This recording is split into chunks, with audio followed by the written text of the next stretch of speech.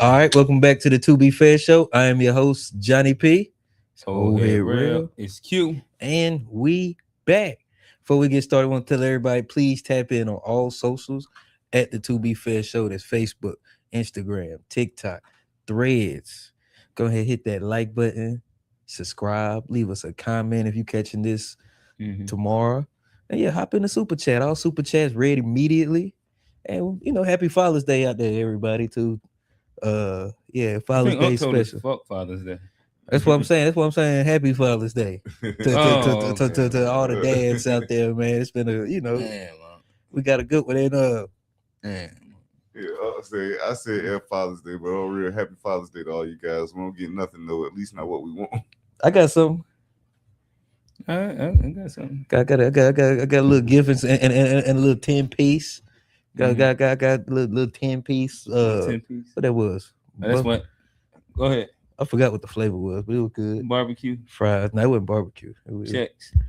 No, it was Zaxby's. Oh, you like Zaxby's wings? Zaxby's wings, all right. I ain't never thought to go get wings when I went to Zaxby's. What you get from Zaxby's? The chicken sandwich. Oh, man, they chicken sandwich. Like that's what their whole menu is, mainly chicken strips and chicken sandwiches and chicken wings. Like the wings and things, it's like the biggest thing, like number one thing is the wings and things. It's wings and things. But yeah. Nonetheless, happy Father's Day to all the guys. And I guess it leads us into our first question. Shout out to Real. Real's not able to be here. He's just occupied at the moment. But being a dad. Yeah, there you go. He out being a dad. He said, "What you got, John?" Yeah, what you get, John? A little beanie baby. Okay. Little dinosaur beanie baby. I'll take it. It's better than socks and drawers. I ain't gonna lie. I think that's a lie. You know what? I actually wanted this year. Some socks and drawers. Listen, I was talking. I'm good on socks. I'm good on socks right now. Like, hey, listen. It was this morning when I woke up. I was like, I think I'm at that age where I understand it now. Like, I see the value of what was the thing with Christmas and Father's Day and birthdays. Like the thing is getting the guys socks and drawers and probably a gift card. I mean, I get the socks and drawers thing now. Like, ain't nothing worse than me having to scrummage through all the little things to find some drawers. A decent pair of drawers. Yeah, and socks always find their way to be lost. Like, it's the simple things sometimes. And I've grown to the age that I actually can appreciate having a lot of socks and drawers. Socks and drawers. Go to me, Tone. But yeah, I guess we'll get started with the question. And shout out to Red, but the question was based on Karmelo Anthony. What's my boy name? Cyrus Belton. And how's that gonna, change how we, raise our kids? And I think that's a good question because honestly, I ain't thought about it.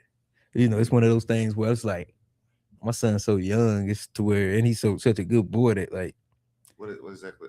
I hate being ignorant, but what happened with Cyrus Belton again? The one in South Carolina, Rick. With that's the South Carolina kid.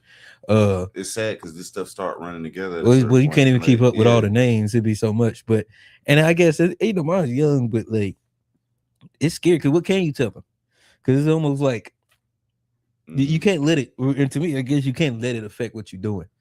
You can't let it affect what you're doing because like it's people that did the right thing. It's people who probably didn't say nothing, and then you still end up in that same situation.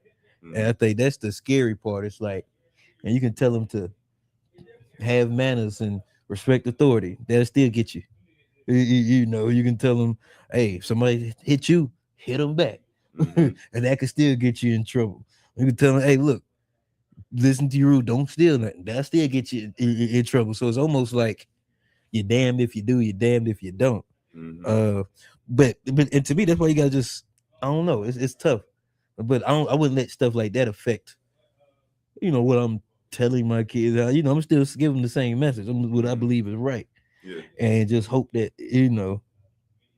and prepare him too. I guess that's the one thing. Just prepare him to do what he thinks is best, Yeah, I would say and to like, think and to think through situations. But like that's really all you can do, because I mean it's been so many different situations mm-hmm. to where motherfuckers comply, still the shit still happen. Motherfuckers don't comply or you run, get shot in your back. So it's like it's like damned if you do, damned if you don't. But we just gotta kind of just be true to yourself and whatever you feel like your son in need and like your kid in need, because it's like everybody's different too. Yeah, So what I might tell my son might not work for the next man's son. It might not work for your son. So it's this it's a crazy like thing. But that's all I'll say. Just stay true to your word and love on them. yeah. I don't think much changes. It's like as far as the conversation goes, I Right. think the conversation still is pretty much the same as it's been because we've been dealing with this stuff, like different things happening over and over again. No matter what you do, no matter how you act, just for wearing your skin color. Yeah. And I say And all of it ain't even just a result of skin color. Some of this is other stuff outside of skin color. Like some of it could have been prevented as far as like Carmelo went and everything. I don't like, but I get the whole I mean, gist of but what we're but but I talking mean, about but here. like that, even that. I mean, you see the film, you see the footage. Yeah, It was so quick. yeah.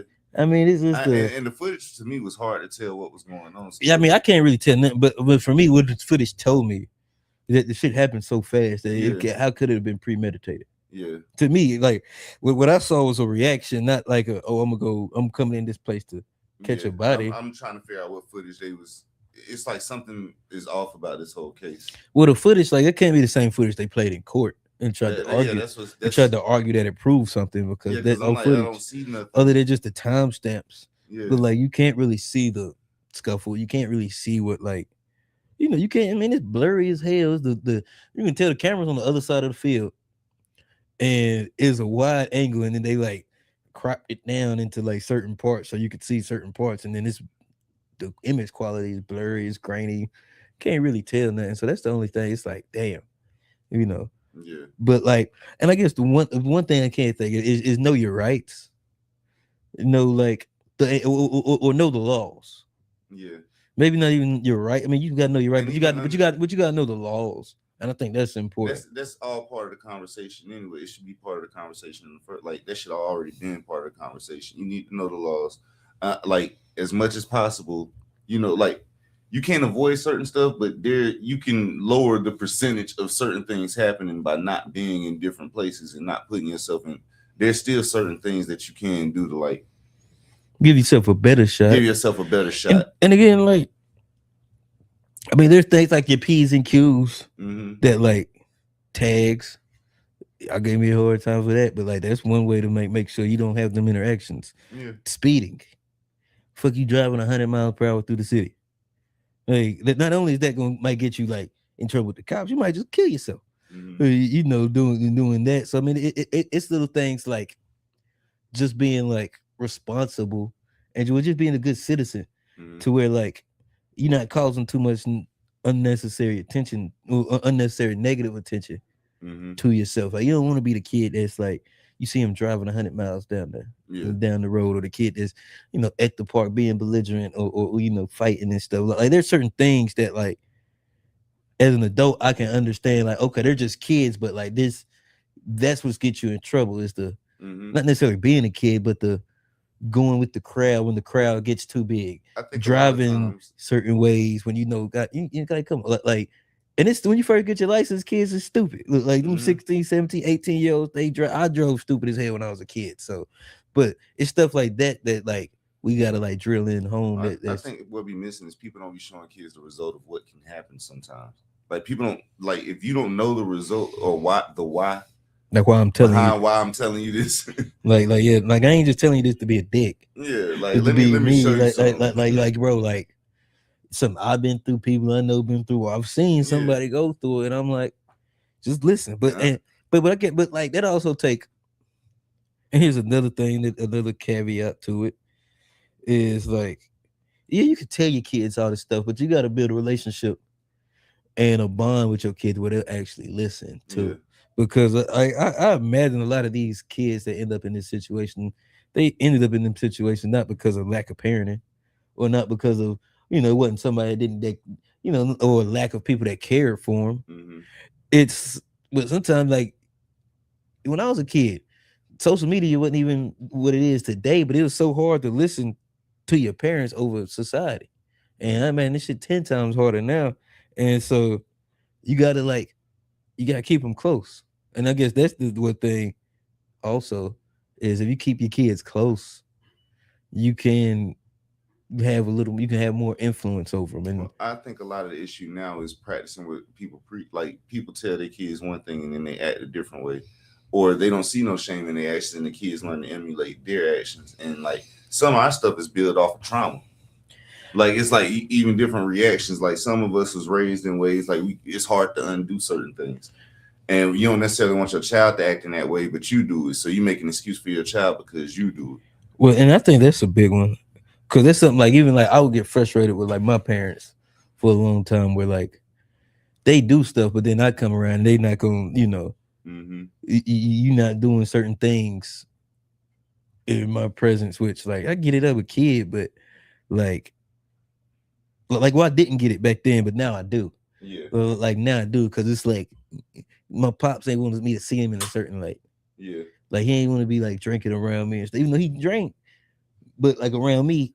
Yeah, because you don't understand everything. And but it's like if you're gonna tell me not to drink, yeah, why you drinking? Why you drink? And I get and that's the clear separate because like it's like you can't be a leader can't lead somebody to places they're not willing to go themselves. Mm-hmm.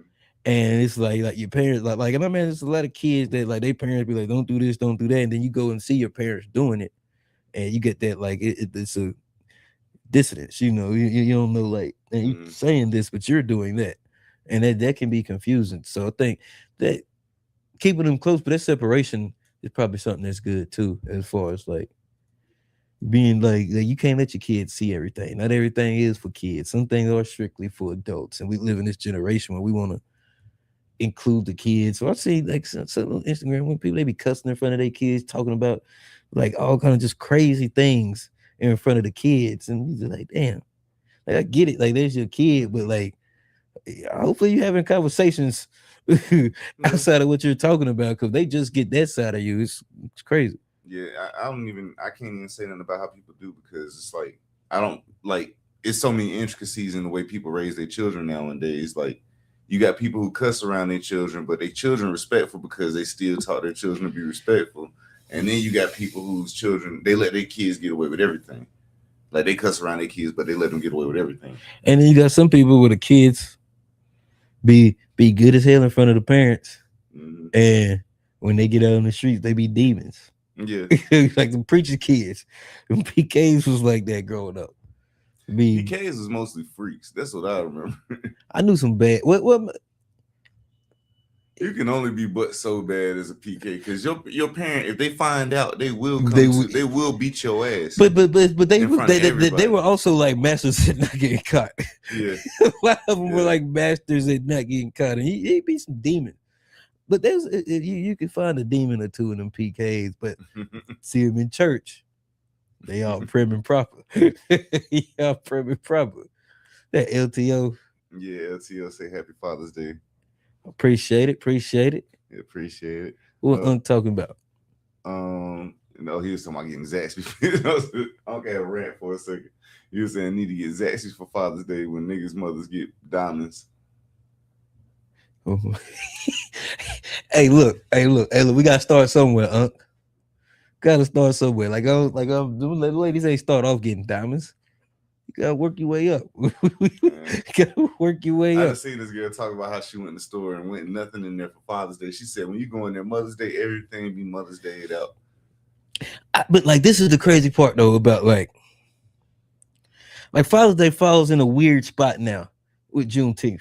Because there is a real Pride Month.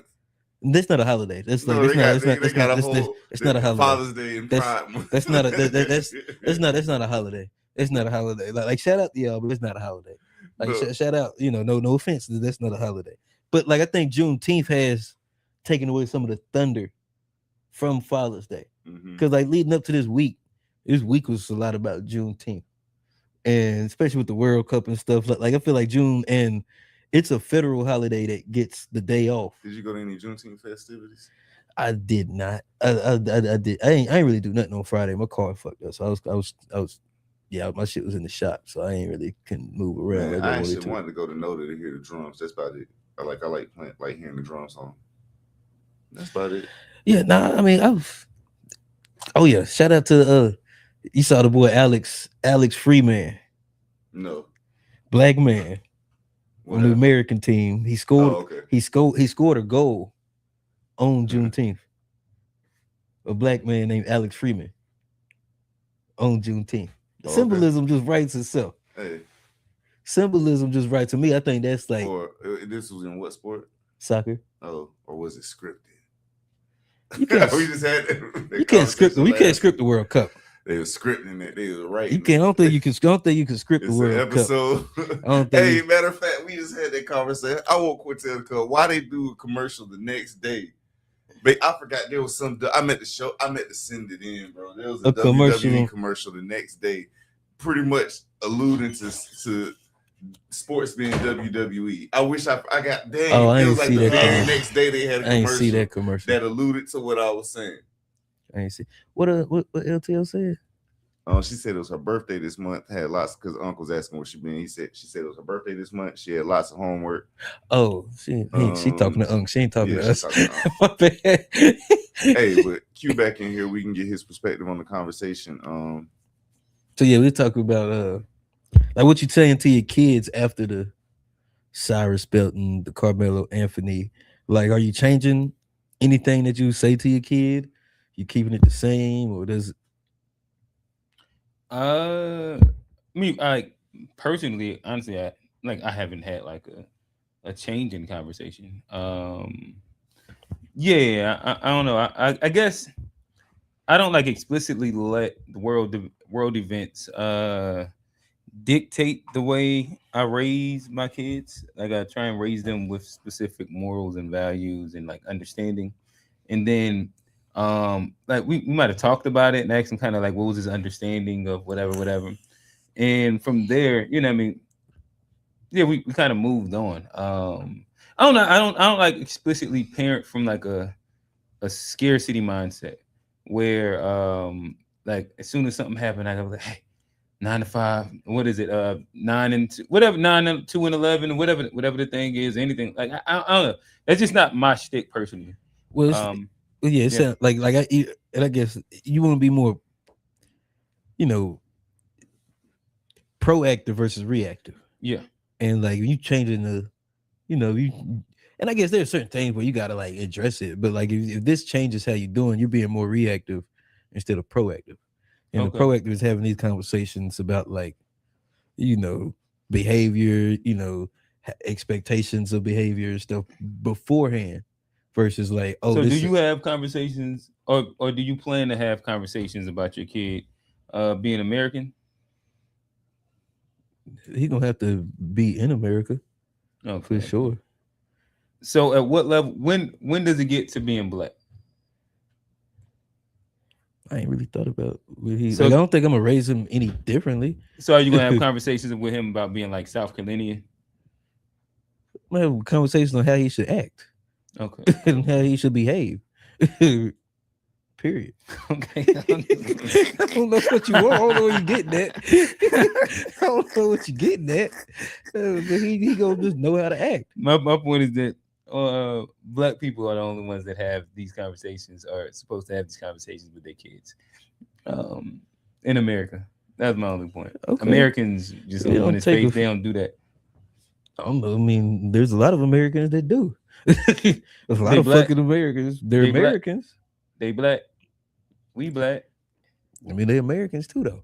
I mean, so black Americans, right? Specifically, black Americans. Hey, black people in America. They're American people that just so happen to be black. Black people in America, or American people that happen to be black. They just so happen to be you black. Just erase the race. I like it. Erase the race. Let's go, Johnny. They just so happen to be black, but they still Officer American. Johnny. They ain't no officer. Like, y'all can feel whatever y'all want to feel, but like, talk to me. We both. I ain't gonna get you down this wormhole because you feel like I be bullying you. I'm gonna leave. It's not a bully. I mean, it's not, and we're not supposed to be talking about this. That's why I said let's go away from it. It's all right. I don't want to. But like, yeah, I mean, I'm gonna have a conversation with my son on the rules, the laws, Okay. how you supposed to, how I expect him to act. How do you expect him to act and why?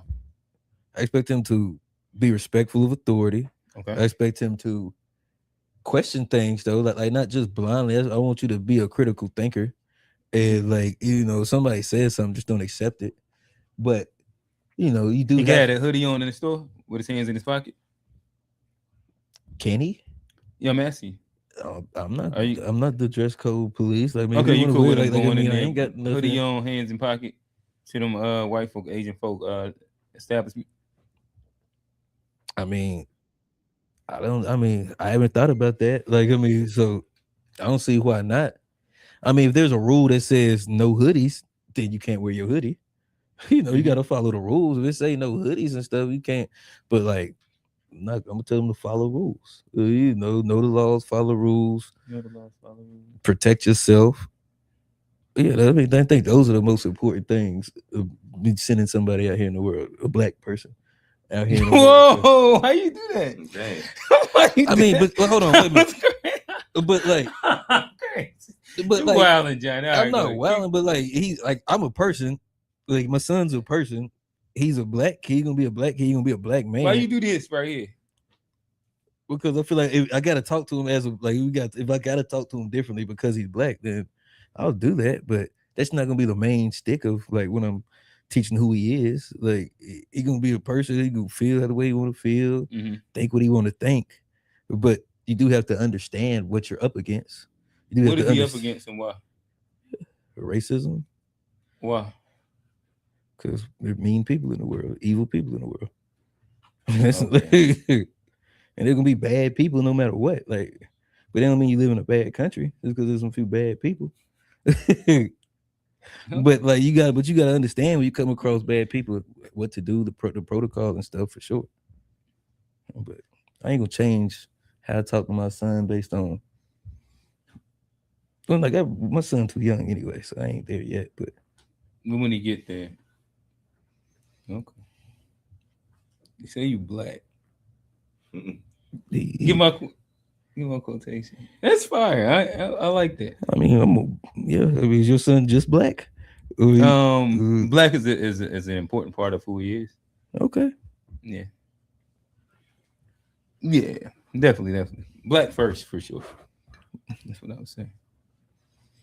All right, where are we going? We do got a super chat here.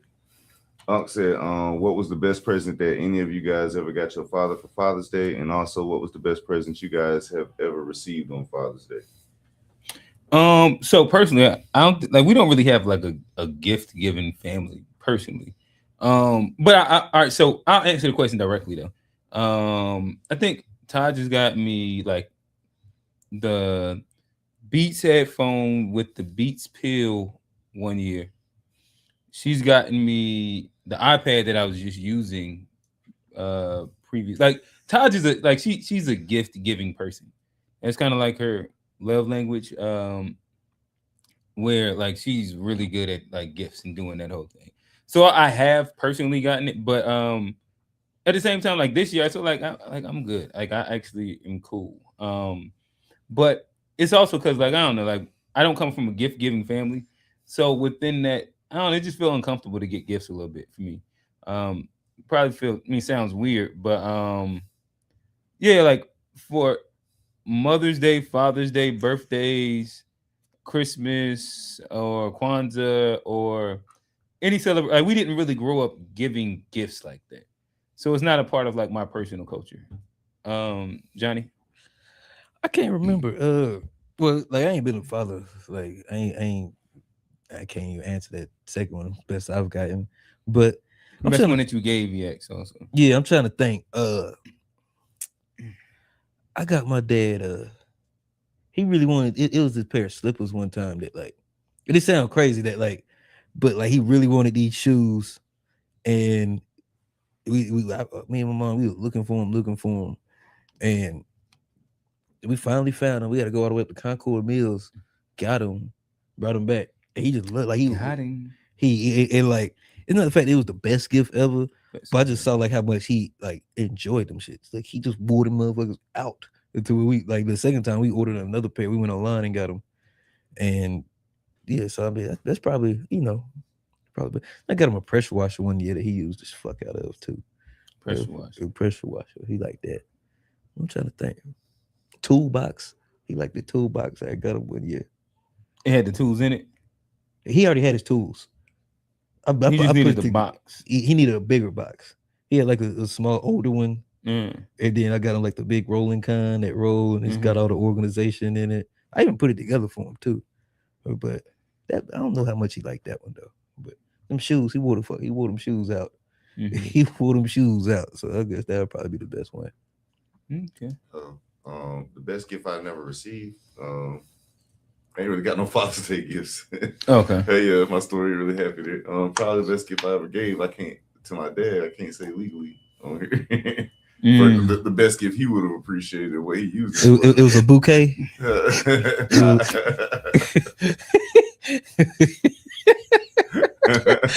That man some flowers. Nah, it wasn't. No, I can't legally say it, so we'll just leave it at that. Oh, let's see. I never allowed my son to put their hands in the pocket, even back in the olden days.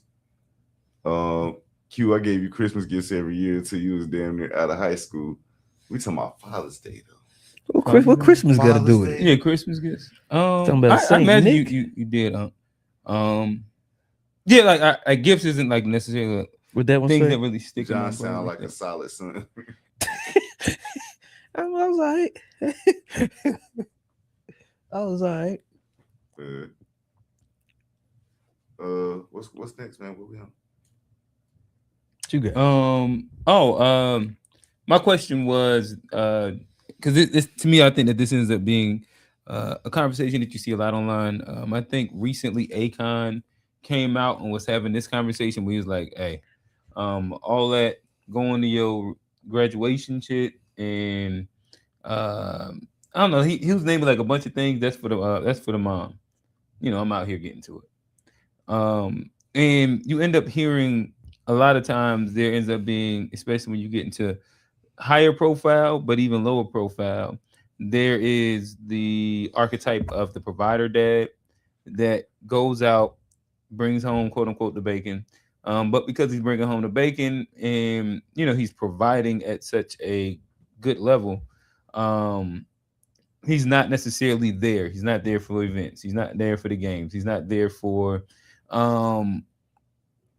specific moments, but he does provide the roof over your head, the food that you eat, clothes on your back, X, Y, Z, right? But then you have the other side of it where you have like the active dad. Maybe the dad is, helping with homework or taking you to your practices or even coaching, or maybe they're like, who knows what they're doing, right? But this father might also not be able to provide you the new shoes. You might have to have McDonald's money, McDonald's at the house. You know what I mean? You might have to, like all the different little things. You might get NBA 2K7 in April instead of when it drop in August. You feel me? No, that's unacceptable. So, yeah, what are y'all thoughts? What do you think is more valuable in 2026? I mean, I don't know. That's a tough one. I mean, if it's like if I gotta pick one or the other, I mean, if it's a all or nothing type deal, I mean, I guess the providing would be the more important role. Especially, and again, it depends on like the mother situation and how bad the dad would be struggling. But if it's like between like absolute like zero presence versus the guy's always there and can't provide anything, give me at least give me the money, because I think that matters. Like material. Shout out my boy Steve. The material conditions I think do matter. And we were just talking about how like proximity to certain school districts, certain resources and stuff matter in your success. So like if the dad's not there, but you're able to get proximity to a lot of these things, I think that's the better option than a dad that's there, but you're far away from to said resources and stuff, and he can't provide. I think they're both important. Like I think it comes down what you really need is a dad that provides and is there. But if I had to choose one or the other, give me like the provider that's not present. If I had to pick. Gotcha. Tom, what you think? I think the presence is more important. Mhm. I'm like on the total opposite side of Johnny, and like I think it's important because like they're missing pieces. Like you can sit there and throw money at a thing, but that doesn't make a better person. Mhm. Like just because they got access to better stuff doesn't make them a better person. Look at most of the best people come from the worst situations. Roses growing out of the concrete. Mhm. Like so it's like I think that presence comes from the people that they're surrounded by, especially if you got a good dad and they're present and they raise you. Even like there have been a lot of people who had broke dads that was present, Mhm. that did what they had, they could do, made what they could make happen, and was present. Like their presence in their children's lives ended up having a way greater impact Mhm. than them being able to send them to the best school. It's Right. people who went to the worst school that grew up to be some of the best people. So it's like I think But there's presence is more also important. people that like their dad wasn't there, but they might have had a little money, and they do. A lot of them do very well too. A lot of them go on and become good fathers too, Yeah. and are successful and stuff. So I don't think it's like. And there's a lot of people like. Not all the bad people come from rich neighborhoods and Yeah, I'm not stuff. saying that. And like so, there are a lot of people that came from money that are still good people. Not like all the people with money are bad, and all the people that don't. Well, I'm are just Who saying, made I that think the statement? money Well, he has- said most of the good people come from. No, I He said never a lot used of the good- word yeah, I never most. said most. I said it's a lot of good people. Oh, a that's lot. like Okay. roses growing Yeah, out of the I think- concrete. And the thing about it is, I still think that money has Crazy. less of an impact than the people that are surrounded by, that are raising them. That are like, I think the money is less important than the presence of the people. Like, even though they might got money, they end up being a different thing because they still got the people that's present in their lives telling them different things. It might not be their dad, it might be somebody else. But Mhm. in the case of what we're talking about with, like in this conversation, whether the presence of a father matters more or the money that he provides, I think the presence matters more. That's Yeah. So for Johnny, this is not like a thing that's attacking you. You don't have to defend people with money. It's I'm all not. right. You was just now. You thought the tone said No, I was like, bro, we not Well, no, going there. but what my point was is this, that like I don't think like the money, like, or lack thereof, I don't think that matters. Like I mean I think it does matter, but I think there's a lot of bad people come from all places. That's all I was trying to say. There's a lot Right. of bad people. And There's he bad never people. was making any statement other than that. And that's what I'm saying. I Like, missed. it's- I heard of most when he said a lot. That's all. And that's the only point I was pushing back on. Gotcha. All right.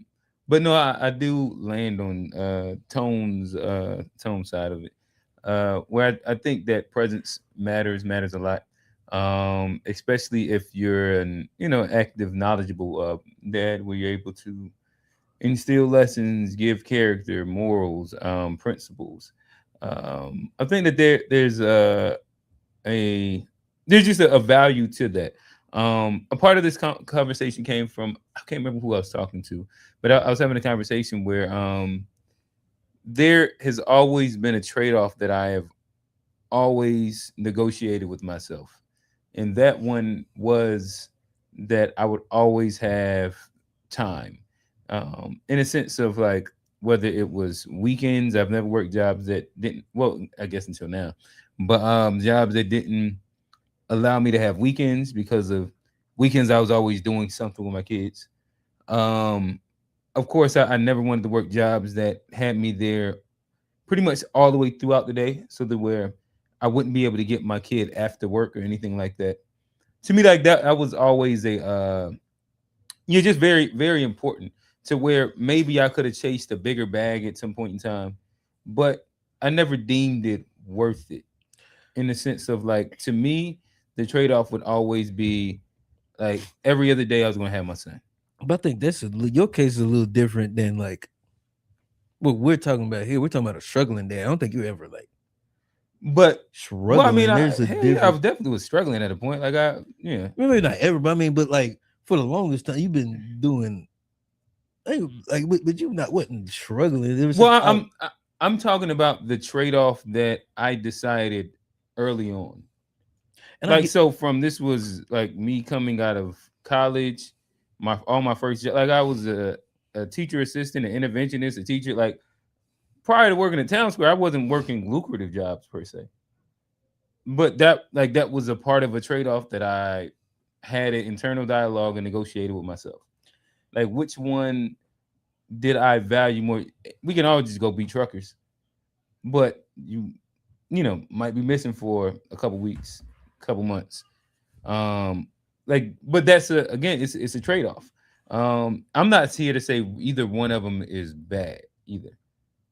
To me, it's just the value in which I put inside being active was my personal trade-off. And I get that. I mean, like I said, I think that is respectable. And like, I think there is I think the best thing is both. Be able to have time and be able to provide. Everybody's gonna say that. That's why we ain't put the question. But we're choosing one. I think like, and again, it definitely does matter. Like the situation with the mom, because say like you could have a bad baby mother, you could have a good, or you could be with a wife. I think if you're with a wife, like what Akon said, I think that does lead more into a space where he's for what he's thinking, as far as like, if it's me and my wife, I can go out and make the money, and I know somebody's gonna be there for my kid. I don't know if it's I just don't know how important somebody being there as much as you being there in these moments. And like I said, I'm not saying it is important you being there, but like if there's a level of like providing that I think can like, they got rich. He all right. That nigga making cities in Africa. Well, yeah, Akon he can take time off, but yeah, Akon could give up some of the money for the time, because he's already like there's a but like having a wife does make it easier to be like, you know what, I'm gonna work this extra shift. I'm gonna pick up this extra shift so I can have money for the family, so I can have a little bit more money. Or you can negotiate. I mean, like you can. It makes it easier to make it the other way around as well. Well, you have a wife, so it's easier to be there. Yes, because it's not like a one-man show. Like, it's a partnership. Like, the high majority of people have two people working, where now there's the ability for both people to lean on each other. That'll be the other side of it. Yeah, and I guess that's true. But again, I guess it does matter to me how bad, like we're talking about struggling, and how much somebody is providing. But I think if you're able to provide a lifestyle that can put you with the best resources and best stuff, I think that is going to be way more beneficial for you in the long run than a dad that was like always there, but you didn't have access to a lot of the best stuff. Possibly, if like you value materialism. I mean, I think it's very important in the world that we live in. Like, yeah, I don't think materialism is. Well, material, but like the material conditions you live in matter. Yeah, I think that it's a negotiation still. I think that you can be within like you can have a lot of material things, but it can be like hyper hollow and shallow. So like you can throw money at a kid where you can keep them entertained with all the video games. You can keep them sedated with whatever versions of candy, drugs, and XYZ. And this doesn't mean that they're developing character. This is where you have like the entitlements, the rich kid problem, in which again, like there's a trade-off where if in essence a kid is being raised by their mother, but you just have a bunch of money that you're throwing at it, you're still kind of being raised by a single mom. Hey, but also, I mean, based on like what we were saying on Wednesday, like in America, like your income determines like where you start has a super heavy weight on where you end up. You definitely can. And so like you can have all the character in the world. If you don't get the opportunities, you're gonna stay in that same spot. For statistics has shown. Statistics show that like there's not a lot of upward mobility. So like if you want the best outcome, being able to touch the type of money that can give you upward mobility, I think would be way more beneficial for the person, the kid, in the long run of their lifetime, versus like if you can have all the character, but if you don't get the opportunity to display it, or you don't get the opportunity to go make money, what good does that really do? But this is where I start to tend to think that's where I stop agreeing with you. Like, if we're talking in general with statistics XYZ, I think that most people don't necessarily make it out of the zip code that they're in, and or like the socioeconomic class. But a lot of those things do come with what is innate to these specific classes. So again, lower income, you tend to deal with more single parent homes. You tend to deal with more broken families. Um, Inside middle class, you tend to have more structured households, which may eventually end inside like a divorce or something like that. But more times than not, you end up having a little bit more of a solid, or not, more times than not, you have a little bit more of a solid family structure that deals within like having two parents, a two-parent household XYZ, where like Rail speak all the time to like him coming to us, like we were outlier in the neighborhood, where we had two parents and or just being around people. We had it was a two-parent household that were raising kids that were Muslim. Like this is like a hyper outlier inside the space. But if you then look at what the material conditions of the majority of those people are, and so right now we're talking about being an active father, and even inside that space, I think that active fathers inside that space elicit good outcomes regardless. I think active fathers elicit good outcomes more than anything. And if I'm not mistaken, I think that that's what stats show. Where like these are where a lot of times you might see outliers, the quote unquote what is his name, Malcolm Gladwell's, where being able to have good character typically translates. The issue inside places where there's a lack of material conditions is that a lot of kids get indoctrinated by the wrong things. And so there's a lack of being able to be taught some of the things that allow them to grow and blossom. I mean, like, dad or not. Like, I mean, and I get like dad active, or not, what? Well, active, but like active dad or not. What does that mean? The neighborhood is still the neighborhood. And like you've even mentioned where like you said that like it took a lot of luck. And like even the outcomes aren't guaranteed with the two-parent household. But it's not like I think luck in general in life, like that's not like only me because I just made it out of thing. I think that like that's just like a POV that I have on things. This isn't like only indicative of like. I was about to say it wasn't just look. Your mama would have whooped your ass for doing certain stuff. It's certain rules that was set. Like, hey, you can't go outside these bounds of things. If you're disrespectful, you can't do this. There's certain foundational things that set, like even within the hood, like poor dad, rich dad, whatever. There's certain foundational things set by parents, and there's some parents who don't abide by different things in the hood, and their children have a different result. But I watched Q grow up to a degree, like at least since high school. His mama wouldn't she gonna let him get like it's certain stuff. Like she gonna lay down the law. His dad didn't even have to say anything. He could just look like and so like, and I guess we kind of got spun with the luck conversation. Again, like I think that there's a bunch of different words that speak to if a person is able to have favor in general. Whatever word we tend to want to use to describe that, to me, I'm just using that interchangeably. I wouldn't want to get bogged down on that, where again, it could be a kid that, like, no matter where you're at, the saying is favor isn't fair. And like sometimes you're blessed with something, sometimes there are things that happen along your way where you be like, man, I don't know how that happened, but I'm glad it happened. And that's what I'm speaking to. Not necessarily like I'm not sure how you was trying to bring luck into the framework. Well, I was gonna say, because you were speaking about like your person, and I remember you speaking the way like you was like, even though I had this, it still took a certain amount of favor for me to come out. And I was like, oh, that's because of like the neighborhood you grew up in was treacherous. And even with all of that going on, there was one mistake and you could have not made it out. One bad decision outside the house, where like, oh, you just want to go with your friend instead of listening to your, and then it could be a different right. outcome, But I guess I would never put it to the point where, like, in general, I would say that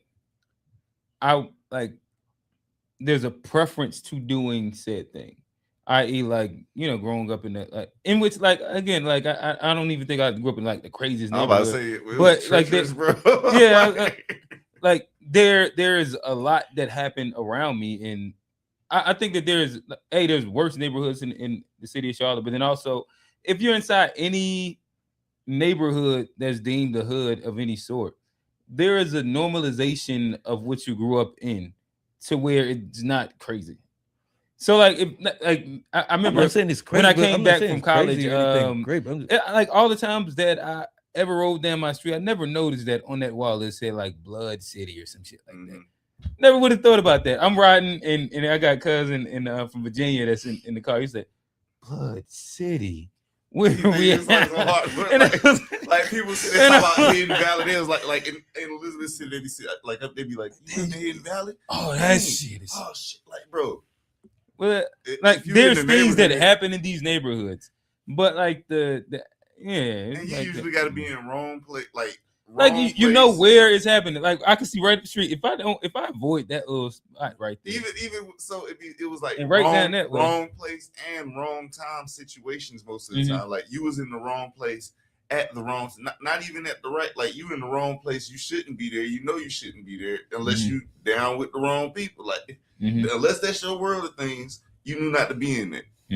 That's what I was like, yeah. And even most of the time, like, if somebody know you in the neighborhood, you from the neighborhood. Yeah, and you walk around the neighborhood even late at night. No, I get that, but I'm not saying that there's something crazy going to just happen to you. But I'm saying you could get influenced to go down a different route. Yeah, but that's the same difference. It's not like these Caucasian neighborhoods where like there's meth epidemics, drug epidemics. There's like all these bunch of crazy things that these Americans do that are kind of other neighborhood too. Huh? It's Americans in the other neighborhood too. Yeah, but I'm talking about the Caucasians, the predominant Americans. The one, never mind. But yeah. So, like, I think that there's mad crazy influences both ways. And yeah, again, like you can go over your friend house and hear how he talked to his mama, and you might be come back and get a.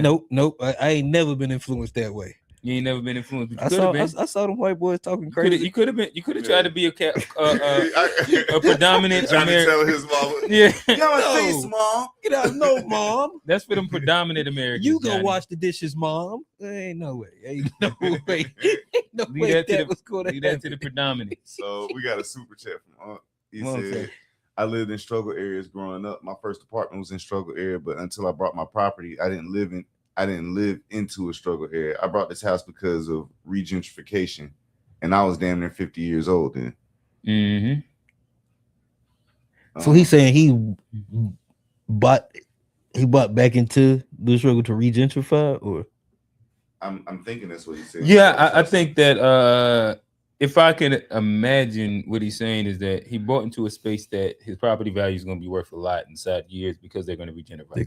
Gentrifying it, which he's quote unquote regentrifying it, meaning like he's a black person playing the game. Regentrifying. Okay, I see.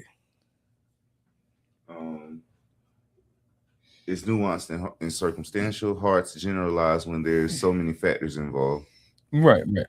And that's why, like, I wouldn't even put it specifically at the extremes, but like to me, because I like the way I live and I negotiated wasn't at the extreme, but it was a preference-based thing that allowed me to be happy with the time that I was able to have. It's kind of like that. Well, let me ask you this then: would there have been an amount of money that you would have worked weekends for back in the day? I'm sure there probably would have been. Okay. But what did you even think about it? No, like I didn't necessarily care, but I'm not like specifically a money driven person. That's y'all never heard me talk about like I'm trying to make X amount or listen, even this gym, the way I have it priced out, like this shit is like hyper reasonable. Yeah. Just like it's just not within my nature. it's a commercial, y'all come check them out. Yeah, even what I was alluding to, it was like, yeah, no, we like back in the day, if you didn't have, we wasn't thinking about having a job. It was just like, what you over there doing today, or where I'm going for the day, or yeah. Like we didn't have materialism like, like, didn't drive our happiness as youth, and for some people that pushes them to become materialistic and get the thing and chase the thing that they didn't have. But again, like I'm a person, I've told y'all before, I've never bought a pair of Jordans personally, but it's because I never had them. So then I just developed other parts to me that I felt didn't need it. And so I never really try and chase things I didn't have or don't have. Oh yeah, and I agree. I think I think the presence is super important. But so I mean, I'm not disagreeing with anything you say. I just think the bag is important too, especially in America, especially in Trump economy. You gotta you gotta have a couple quarters. Shout out to my boy Rail, but and I think like as a man, like if somebody got to sacrifice it, I think it to go out and get it for the betterment of the family. I think it should be the man that goes and sacrifices that makes that sacrifice. Okay, hey, I don't know, Johnny. What freedom feel like to you, man? That's my question.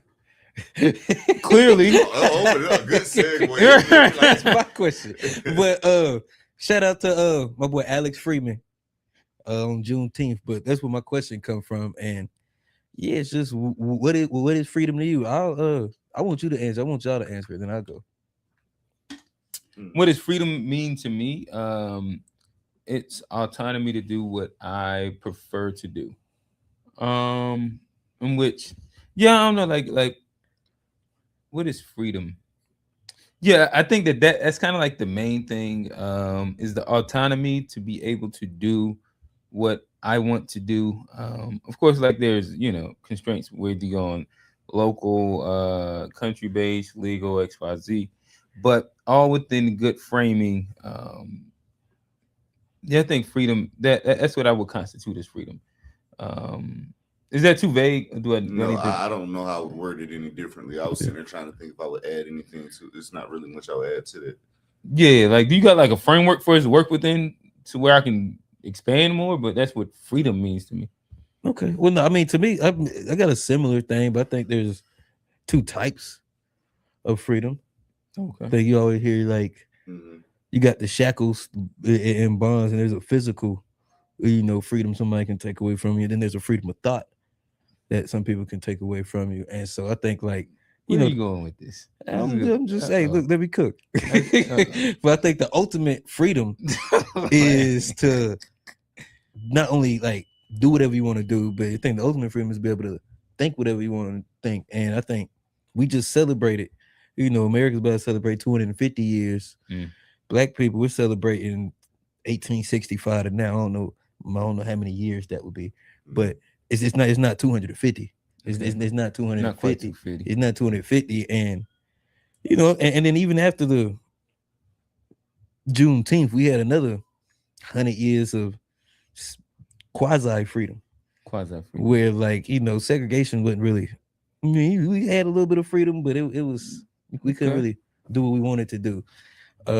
You say we, who you talking about? Melanated folks. Oh, okay. Yeah, the melanated ADOS, American descendants of slavery. Colloquially called ADOS. Oh, okay. Yeah, ADOS. Oh, you don't even throw the FBA on them. You chose a gay black woman over us. That's crazy. ADOS. I ain't choose nothing. But I think there's like, and I think you see it with other people, is they get that freedom of thought. And I think that sometimes, if we're gonna say like with us, black people, we don't have that freedom of thought. Or like we've escaped the bondage, the shackles. But I think there's another step we need to go when it comes to actually really being free. And I think like freedom of thought is like one of the biggest things. And I think sometimes we have a struggle. Sometimes we are the main ones that like are keeping us in, with lack of freedom of thought. I don't think it's, the system. Most times I think it comes down to us freeing our minds. And I don't think like there's a physical barrier on us anymore, but there is a lot of a lack of thought freedom. What do you think freedom of thought means? Like Yeah, when it comes what to do you black mean by culture, it means like non-monolithic. Like black Okay. people being able to be, say, think whatever they want to think without necessarily like the excommunication or nigga somebody trying to take your black card or something like that. We think like there's a lot of black people that think way differently than the mainstream.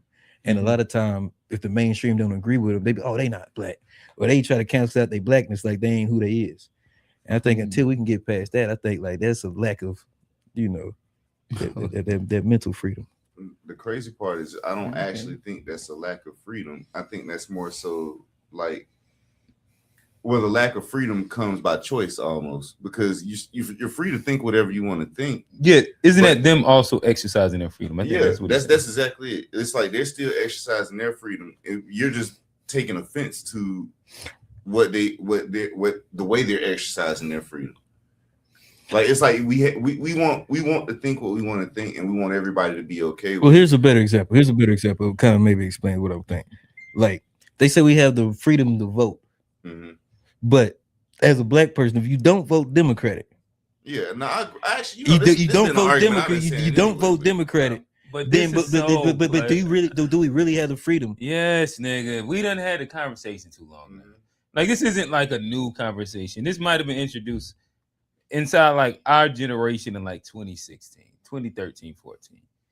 By 2020, we've hit this head on, and we're in 2026 now. Like this podcast, I think that maybe one of the top 3 topics have to be traditional versus modern. Can black people not be Democrats? And then maybe we trail somewhere closer in the FBA shit. Like this is like a pop. Like we've talked through this so many times, and yes, it's okay, bro. Nigga, nobody's like looking at you too crazy.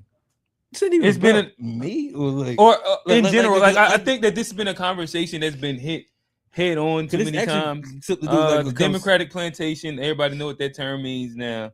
But how can we big switch that happened? Everybody knows that. Like it's. But how is that freedom if we're still in the same spot we were in? How is what freedom? If we're not getting if we feel like we have to vote for the Democrats. Nobody feels that. A lot of people feel that way. Well, they feel like a lot of older people feel that way. My mom feels that way. But a lot of people. But why? But why does she doesn't feel like that? Because she doesn't have freedom. She just believes that their policies align with what she believes is best for the country. She'll probably articulate to you why she thinks it's better XYZ. And like, if we're being honest, like we've seen like what a Republican takeover looks like. It's not like that one's like a better option. We can also critique like what a Democratic ran government looks like, and we can say that that's not a good option. So the reality is that like right now we're in a space where neither option is necessarily like one that should be vying for. It's the same way we should be asking, should black people be Republicans? Does it make sense? Like these are freedom of thought questions in general that if you look at it through a lens, like there's critical thought that can go with it. But for somebody to also want to identify, again, this goes to their freedom. Your mother has a reason why she wants that. It's not like she hasn't, like she probably grew up inside a time in which the great switch happened or the big switch happened. And the Republicans were the ones that were pushing against the policies that were anti-civil rights and the rights that she actually was able to benefit from. And she had her parents tell her about it. And she lived through the actual process of that. Go ahead, Johnny. I think my mom also just goes with what people are doing because they send voting sheets out. Like they got sheets where they'll tell everybody who to vote for. And nobody's thinking about it. They're just, hey, just vote for this person. Hey, just vote for this person. So what are the Democratic policies that your mother disagrees with? The Democrat or Republican? No, nigga, the Democratic policies that your mother disagrees with. You're saying that she's going along to get along. I don't think she knows a lot of the policies. She's just voting because like they put people up there like Obama. So what are some things principally, your mom, that she disagrees with that the Democrats are for? Probably the most would be like gay marriage, maybe. Something like, but no, I don't think she thinks she's probably with that. So then, like, so it sounds like she identifies with whatever their policy position is. Is it her going with like feeling like she's being forced? Well, I think that but this is more of a younger conversation when we get into this. Like older people typically are ingrained in what they believe, and it kind of aligns with whatever political party that they've associated with for years. I mean, just tell me, what are the things she disagrees with? I'm thinking. I'm trying to figure. Like, I mean, I know it sounds like most of them she no, probably agree with. No, because the gay she fuck with free healthcare. Yes, she do, Johnny. But like she complains about taxes. I mean, there's a lot of things that like where I think if she who don't complain about taxes, but like and with she probably want to tax the rich more, don't she? All right, Johnny. I've never. So like, why you like calling your mom out and you don't even know if she agree or disagree with the policies? And as I'm asking, you can't even say that she disagrees with them. So what makes her on the Democratic plantation? Because like there are policies that like she didn't agree with back in the day that she does now because they're Democratic. But you know Obama didn't endorse gay marriage at first. It's not like the Democrats have always been the party of the LGBTQ. Like this, things evolve. The world evolves. Like she could have been a Democrat in 2005 and been against gay marriage and aligned with the policy of the party.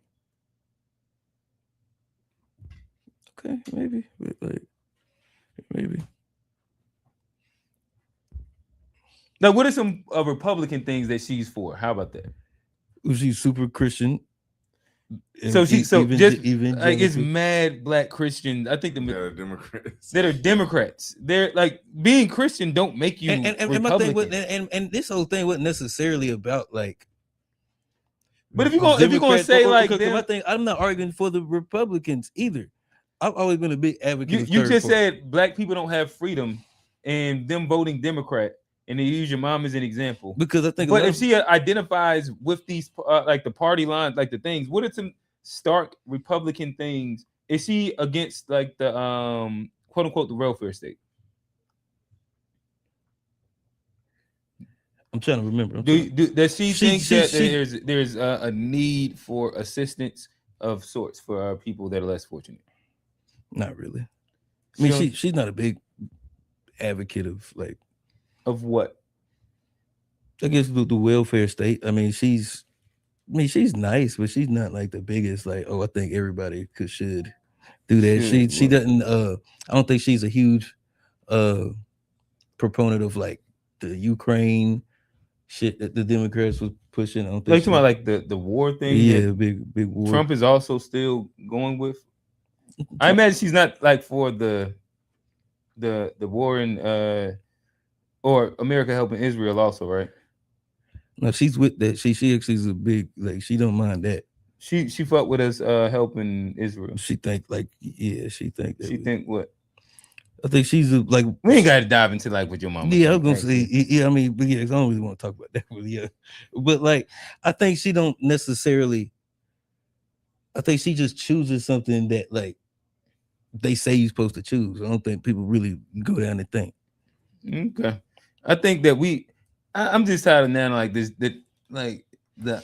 It ain't even about going Republican, but I've always been a third party person. But like the reality, if you're not saying, if you're not calling out both, then you're pushing to a specific side. But I call it. But I think that it's gotten so boring, in my opinion. But we say that people don't think just because of they identify with a specific side. Just find out if they actually identify with the tenants.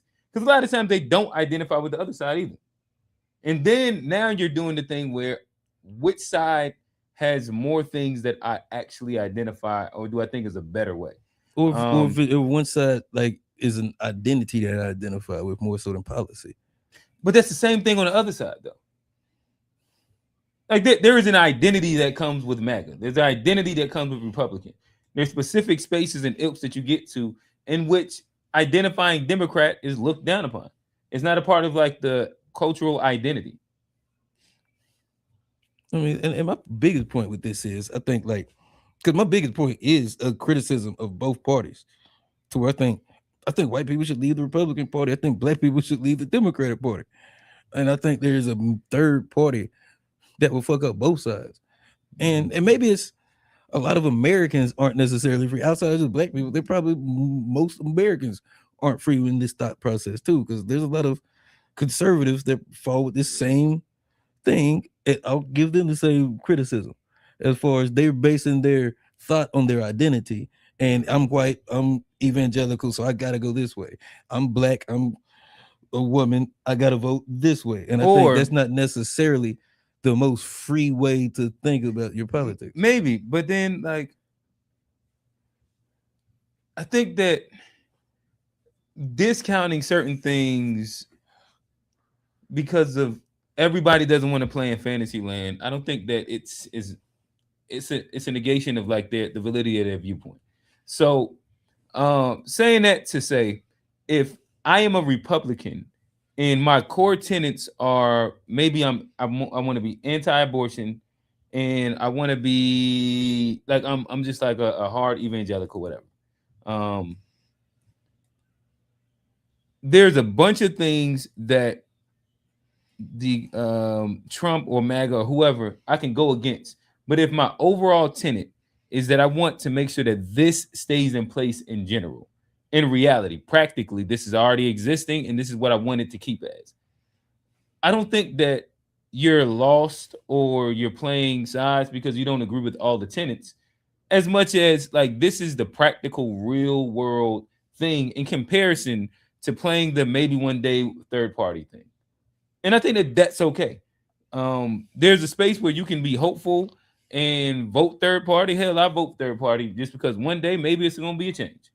But I also don't overtly critique people that might believe that, say, on the Democrat side, that if the House is loaded and there is proper funding, that it might not mean that it will be beneficial in general for Black and or lower socioeconomic people. Johnny. Well, I was about to say something here. Even just thinking about it, like part of what you were saying, Johnny, I think I don't actually disagree with what you were saying. I think it comes down to a point of like, I just think you was arguing the wrong point. You end up having a point where it's like Black people have an issue with need for acceptance more so than freedom of thought. I think like we're free to think whatever we want, and people freely thinking whatever they want, but they want to be. But you don't think they want approval for it too? Like they want acceptance from everybody about what they think, and the other side of that is, you know, these other people who free to think what they think might not agree with. But do you think groupthink is freedom? I feel like it's not even that I don't disagree with what you're saying. Everybody's still free to think what they think. Like we all can literally. So you saying you got the right. If everybody else is thinking that, and I don't want to, I can go with them, and them. That's okay. That's the whole thing. You can go to we all got the freedom to make that choice, but you like it's like we don't like the backlash. So you have that choice of accept or that need for acceptance that plays a part in people's choices, but you're still free to make the choice you want. But it's like one of them questions, like, you know, either do this or kill yourself, or like it's somebody holding a gun to your head and they're like, you gonna do this or I'm gonna kill you. Like, you get what I'm saying? You kind of got to. Like that's yeah. You kind of got to like you be feeling like that in some situations. But I mean, the real freedom would be to die, because like what Patrick Henry said. Mm-hmm. Give me liberty or give me death. Yeah. Man, so like he was going to do it. I want to unkill it, but I got another good question that I want a part 2 question that I want to ask to this. Yeah. Which kind of give me some insight on where people will go. But I mean, it's just the group thing where I feel like, I mean, I guess it is free. You got the right to go with the group if you want to. Mm-hmm. I mean, yeah, shit. But like, hey, I mean, you got the right to do that. That's why I wanted to pivot to the point, because I know what you're trying to allude to. You got the right to do that. Yeah, I feel you. But like, I guess that is the acceptance. Like, and it's like, can we as Black people accept everybody else being free or thinking freely? And maybe that's a better question. It's like, because like, if you do go against the group, there is a level of ostracization that's there that shouldn't be there. Mm-hmm. And like that's why people on the ostracized be like, well, y'all not free. And then y'all look at, well, you're not free because you're not going with us. When in reality, maybe we all are free. And it's the acceptance piece that we need to. Yeah, I actually have an issue with like Black thought being a monolith, but I don't want to sit there and say we're not allowed to freely think what we want to think. No, I feel that. I mean, and that's actually probably true. But the monolith is where I get to the what I'm saying. Are we really free if we can't like if we choose not to think outside of each other? We choose not to go because like we're way different. But when it comes politically, we all end up on the same side. But white folks, they're liberals, they're conservatives, they're independents. They're all over the political spectrum. Well, I don't think we end up on the same side. I don't think we've ever all ended up on the same side. I just think people are more vocal about it. But the skewing, though, we're like 90-10, where white people are like 40-40-20. Where it's a more balance. Yeah. Where if you look at the chart, we're not balanced. We're skewed one way. Yeah. We're definitely skewed away to where, and I don't know if it's necessarily because of we all feel that way, or is it because we feel like we have to lean this way? Yeah, and I mean I get exactly what you're saying because it's like I agree with these same points. It's just you put it under the guise of freedom, so it was like had to shift the point. But yeah, I actually agree with that. It's June 21st. I had to be a monolith. I had to talk about freedom. It's June 21st. Being told to be a monolith though, and that is an issue to me within our community. Like being told to be a monolith that we can't have any thought outside of what like. Or there is an issue like where you're gonna face backlash if you think differently than the majority. Yeah. But I think that's what makes the change. Like it's like the majority ain't always think what like at some point the majority was minority in the thinking. Like you get what I'm saying? So it might have been like years ago the majority of people didn't agree with doing this. And like to take it outside of Black people, I got the same issue with most Americans in general when it comes to the third party because white people complaining, Black people complain, everybody complaining about the system, but then when we go to the ballot box, we still choosing red and blue 90% of the time. When there's way more candidates than that, but we always go back to the same two. And to me, that's insanity. Like, especially after like we've had Biden, we've had Trump, Biden, Trump. Like, and then we're gonna go back and pick another Republican or Democrat in 2 more years. Talking about control freedom, basically. And like we're gonna pick another two. Those gonna be our two choices again after the last 12 years, 10 years of bullshit we'd have been through with the Democrats and the Republicans. But in 2028, if they're gonna be an independent candidate for me to choose, I mean there will be, but like how viable would that choice be? And that's my point. Like I think that's where we can start unlocking a lot of the freedom in this country. Like what's putting in that Constitution, like what they really wrote about the powers that the people have. It's in that right there. But if we going back to Republican and Democrats, we're giving our power away to the system voluntarily, and then turn around. No, this country sucks, everybody. But like we all like if 50% of the people that voted for Trump and 50% of the people that voted for Kamala voted for one of them third party candidates. Imagine how different shit would look. I don't know if it would look that different. I mean, we don't know. Yeah, we don't know. I know it don't look. I know it ain't look no different for the past 12 years. Last 6 years been pretty much the same fucking bullshit. We've had a Democrat and a Republican president, and so it's like, at what point do we? And it's not like we've always had these two parties in this country. We've had the Democratic Republicans, and we've had multiple parties, but it's like in the last 100 years, or maybe 120, like since the turn of the 19th or the 20th century, it just kind of went to these two parties and it stayed that way. But if you look at the beginning of the country, every 20, 30 years, the main political parties would switch. And I think at some point we lost that. We're gonna let Unc call in while Q still ain't in here. What up, Unc? What them comments say? Okay, this is Juju. Like I gotta read these live most of the time, but if we're gonna quote people, quote the whole thing that they say, not just parts of what they say. Why is it that we got it down? Talk about what Black people do rather than try to come together and decide upon what can make us better. What does that have to do with freedom? So what you're saying is that you didn't benefit from no policies that have been put out there. We'll let you come in. What's up, What up, Unc? Hey, what's happening? I just want to tap in real quick. You know what I mean? I ain't turned up on tonight. You know what I mean? I'm on some happy Father's Day to everybody. First of all, you know what I'm saying? Even though I said F Father's Day, that's the way I feel because I feel like a Chipotle bag ain't worth the diamonds that we get for them women, and them kids or the women don't treat us the way we do for them days. I'm just being honest with it. Any woman get upset, kiss my Hey, ass we just if want you peace, upset. though, Unc. But yeah, We just we want want peace. peace. At the same point, we want peace, but you want a piece of pussy too, right? So that's what you get: a piece of pussy and a goddamn Chipotle bag. But And a anyway, piece of I chicken, a ain't piece of turned. pussy, and a piece of chicken. There you go, piece of chicken. There you go. You got what you got. But anyway, I'm not turned up, but that's the way I feel about that. And it is what it is. But when it comes down to all politics and everything, you have to look at it like this from your heart. You know what I'm saying? You got to vote for what's best for you. Your economic situation might be one thing, somebody else's might be something else. So what you're doing is you voting for what's best for you and what you doing. If it's gonna make you more money, that's what you vote for. It's common sense thing. A lot of people don't vote with common sense. They just want to go with I'm a Democrat, I'm a Republican. You can be whatever you want to be. But the whole point on it is like the only thing is that if you're not a Democrat or Republican and you go independent, but you go to voting, you can't even vote in the primaries if you don't have a candidate.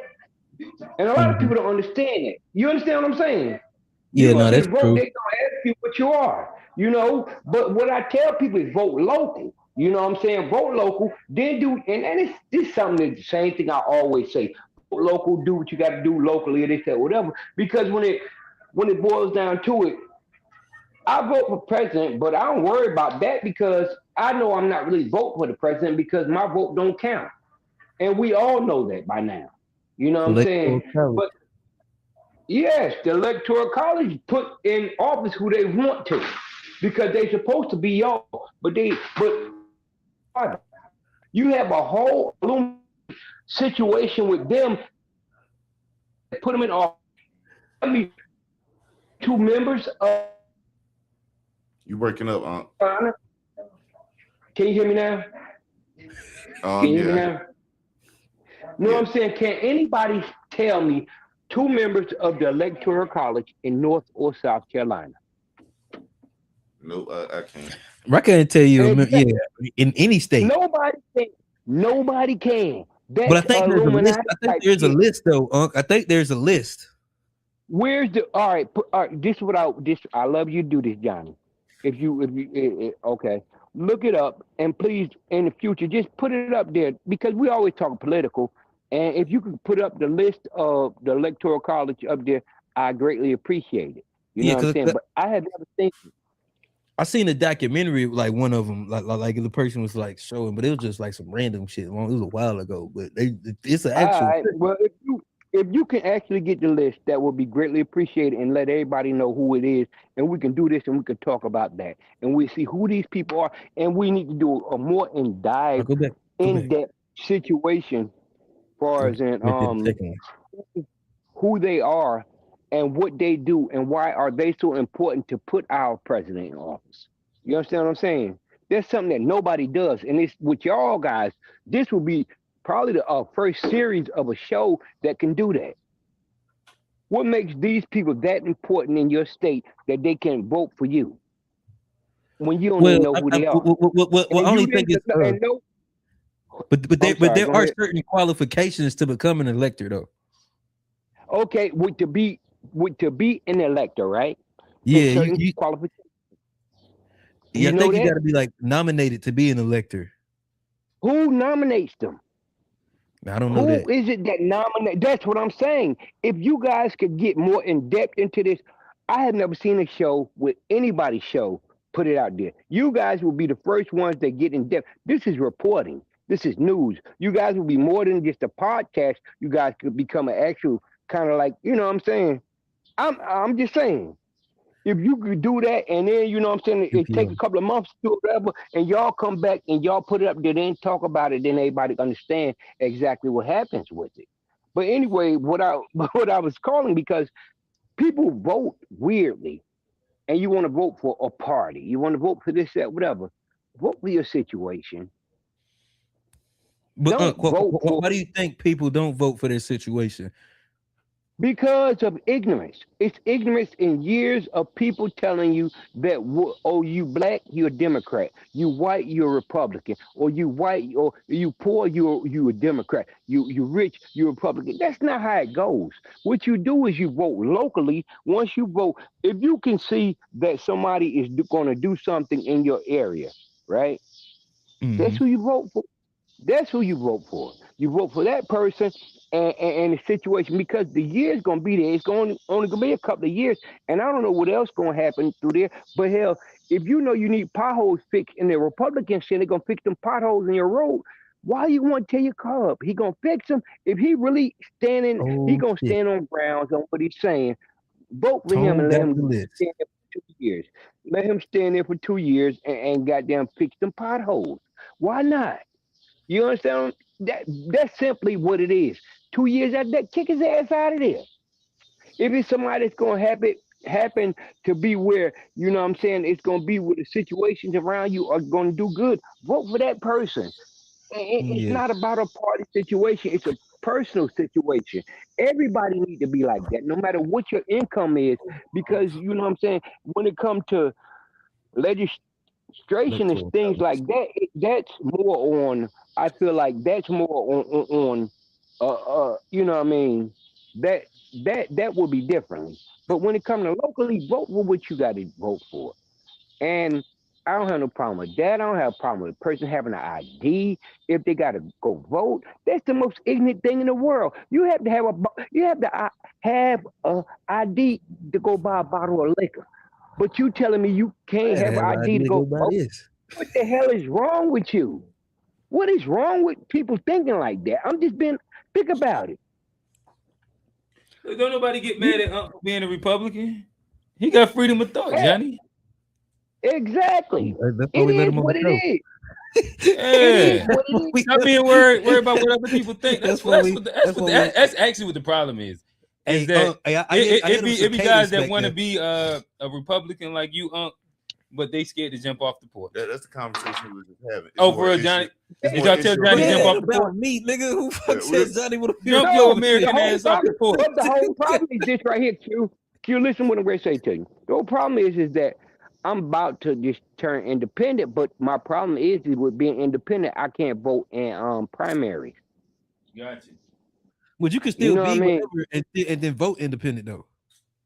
You can vote independent, but you can't vote in primaries at all because you have to be a Democrat. You have to have somebody on the ticket. If there's no one on the ticket for you, you can't vote for But say, your but party. what I'm saying is you can, as a Democrat or a Republican, you can still vote independent. Yeah, you can. You can vote whatever way you want to. That's what I was stating. Don't worry about what you are as far as and what you have put on that ticket, what you are. You know what I mean? Vote for who you want to vote for. You can do whatever you want to do. Like I said, I'm truly thinking right now. I'm more or less independent. But what the things what it comes down to it is this right here. I'd rather have people to just vote. And with these local elections, which is the most important election because those are the elections that count for you. You put these people in office. You put these judges in office. You put these sheriffs in office. You the one that sit the superintendents of schools and all this shit. You do all this, but you don't vote. You can't complain about the school system being messed up if you didn't vote. You can't do all that. And that's the reason. Don't worry about it. You just people don't invest time into things like this. They're too busy with social media, and that's why they don't vote. Social media is there voting for them, and they'll let all the people that do vote put everybody in office. Then they want to complain. What are you complaining about when you did nothing about it? You did nothing about it. You did nothing. You could have, if you felt like this was a bad judge, people voted this judge into where they're at. That's a bad judge. You could have voted him out, but you Hey, didn't vote. Yes, I'm sorry. I know I got to go. I got a question. I got a question. Yeah. One question before you get out of here. What's up? How close you standing? How close you standing to the woods? Am I standing to the woods? I'm on my back patio. I'm on my patio. Oh, because I hear them cicadas. Sound like you Yeah, right they by out here. Yeah, I'm on my patio. I live in the country, Johnny. You come on now. I'm in Rock Hill. It sound like you right by some woods, boy. They loud as hell. But they that's how they be. They be around here like that. Them cicadas and them birds in the early morning when I'm drinking that coffee, they sound so good. The birds is singing to each other. It sound good. Oh yeah, now But, I know that sound. That sound like my neighborhood. But I'm gonna tell you something else. By 12 midnight, they get there. Pop, pop, pop, pop, pop. I got there, go in the house, smoke a cigarette in my house. I ain't supposed to smoke in the house. I go in the bathroom, turn the fan on, smoke a cigarette. Those are fireworks.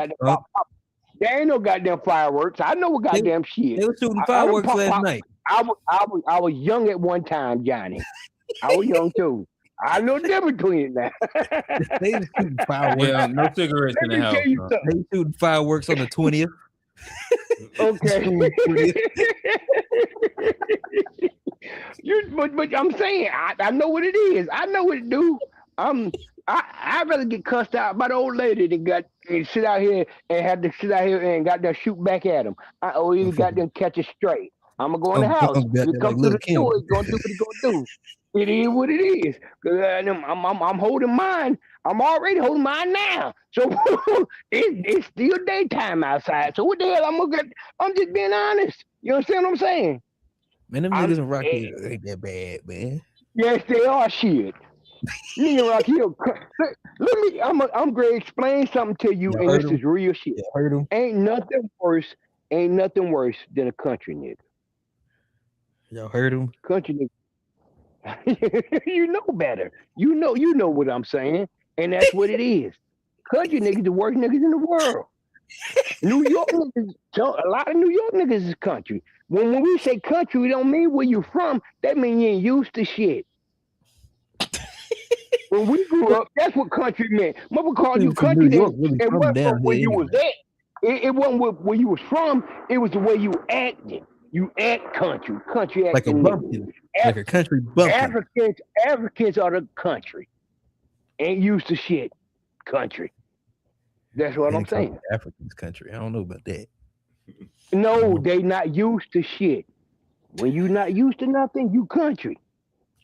Anybody that's a teller, most of them country. Country. Well, we appreciate you, Unc. I love y'all, man. Look, happy Father's Day to everybody. And I appreciate it. Go ahead, y'all going back to the means and everything. Salute. Love y'all guys.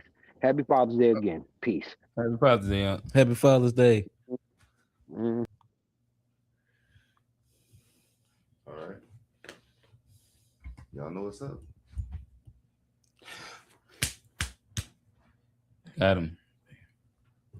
Nigga knew you was taking an L. That was crazy. I don't know what the fuck that was. Yeah. Threw an L out. Yeah. Give me those. You threw scissors too. You ain't threw no fucking scissors. You threw an L, nigga. All right, so I got a couple of them. One of them's pointed it out, actually. But let's start with the guy in the middle. Rail, he didn't make it today, but this is for him. I wanted to ask him if this is what he mean when he say every guy he knew got kicked out. Is this what they was doing? Jeff, how you feel? Look, man, all right, we're ready. Jeff, how you feel?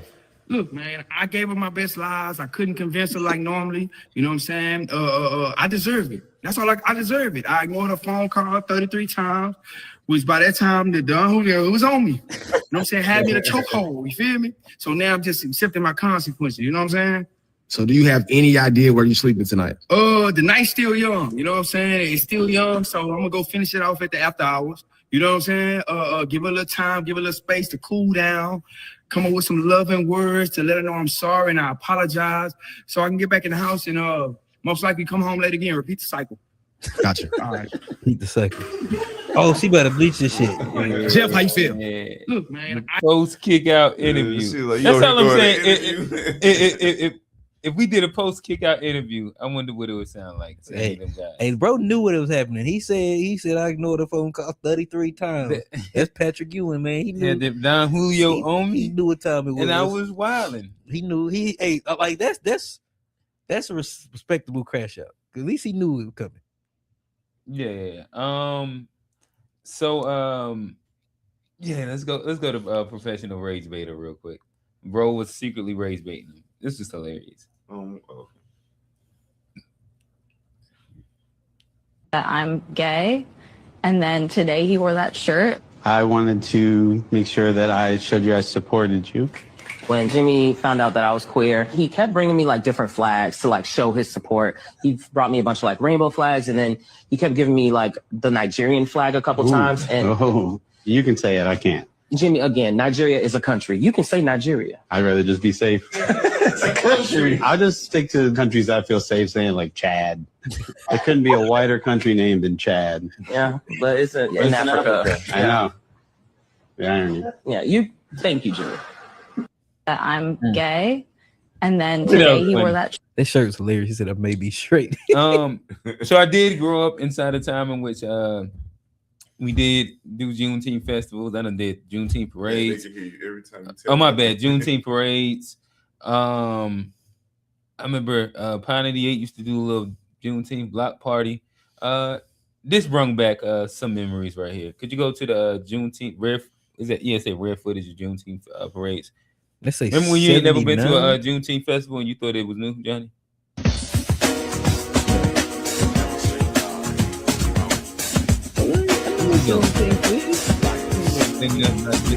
I told you that right here, man. You was stop playing with us. They said you You stop playing with us. they ain't have black folk that look like that. You was black in there.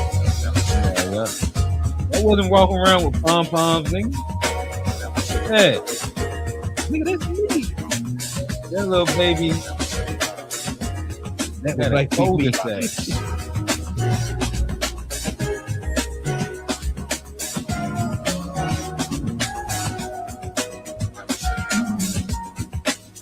Hey. Okay. Yeah, this is good times. Good times. That's before it's an American holiday. Could you scroll down real quick? Want to make sure I see exactly what some of these things that we have here. Okay, all right, we can go back up. All right, I got one more funny one. It's quick, and then we got 2 conversational pieces. So go to the left, that kid interviewing that other kid. You think any nigga out here guarding you? No. Absolutely no. No. What you think about Nick? He Hall of Fame. Okay. He should be in NFL. Should be in the NFL. Yes. Him and Mally. Nick, all the way. Let him beat or die. Yes. What the? I'll let him hit my mama. You want to let him hit your mama? What the? Yo! You think any nigga out here guarding you? I ain't gonna lie. Absolutely no. That's how some What of you the think kids about be it? with the kids. He Hall of Fame. Okay. He should be. What did he say the first time? Huh? I ain't hear what he said at first. Play it one more time. It You should've think been. any nigga out here guarding you? Anybody guarding? Absolutely no. What you think about Nick? He Hall of Fame. Okay. He should be in NFL. Should be in the NFL. Yes. Oh, that's his. Him and Mally. Nick, all the way. Let him beat or die. Yes. What the? Oh, that's I'll let him hit my wild. mama. You want to let him hit your mama? What the? Oh, that's wild. That's like here do what? let him hit your mama. He asked him, would you let him be your dad? He said, yeah. He said, and as he was walking away, he said, I'll let him hit my mama. That's like them New York Knicks fans and Jalen Brunson, bro. Oh, they giving it all to him, pause. Nah, I mean he yeah, a lot of niggas supposed to owe Jalen something. What you mean? Yeah, hear all the niggas. If we win, No, I ain't never watched it was, that. yeah, it was Let's go to first. The pro-black means choosing a black partner. Then I ask Johnny. Okay, I'll buy it because nobody is addressing my original point. But no, I don't think that you can be pro-black with a non-black partner. I don't. I'm gonna tell you why. But first, I feel that black people who date outside of their race, who feel offended by that statement, they hear something that we're not saying. It's not that you're anti-black. It's not that you hate yourself. That's not it. Pro-blackness is a specific sector of the black identity. It can only exist for Black people. Pro-Blackness to me means when you can choose, where you can choose, your priority is furthering Black people. I'm talking about Black Americans right now. Also, this is a B2B conversation. Okay, please see your way out if you do not apply. And to me, that includes your romantic partners, because that is a choice. It's a harder choice to choose Black men or whoever you're attracted to, Black people, as your partners, because there are fewer of us. We are in the ethnic minority. We are an endangered species. So it is a harder lift for us to find Black partners. But if you don't prioritize that, that is okay. That is fine. Maybe you're just not pro-Black then. Going back to my original point about how I feel like Black people who date interracially are not honest, completely honest about why they do it. They make it seem like you just have no choice in the matter, and just falling in love just turns you into this like love spell demon that has no control over what happens next, and you're unable to choose the next part of the relationship or whether the relationship goes forward or not. There is choice there. And I've seen a number of comments that imply that Black men are not attracted to you and that men of other races are the ones who are attracted to you. Therefore, that's who you go for, which, pick me aside. What does that say to you about those men? Do you not question why those men are picking you? Do those men exclusively date Black women? Because if you're the minority in your area, like you say you are, because it's hard to find Black men, do not raise alarm bells as to why. Don't you wonder if they're fetishizing you, if they're just experimenting on you? Let's think here. Okay, I'll buy it because nobody is addressing my original point, but no, I don't think they. What's up? She posed the question. Pro-Black means choosing a Black partner. That's a statement. That's what she believes. Do you agree, disagree? Yeah. She built out her point. I mean, I agree. I probably agree. Okay. All right. Tone, you got commentary? Not really. I was surprised Johnny agreed that fast. Yeah. Honestly. All right. Cool.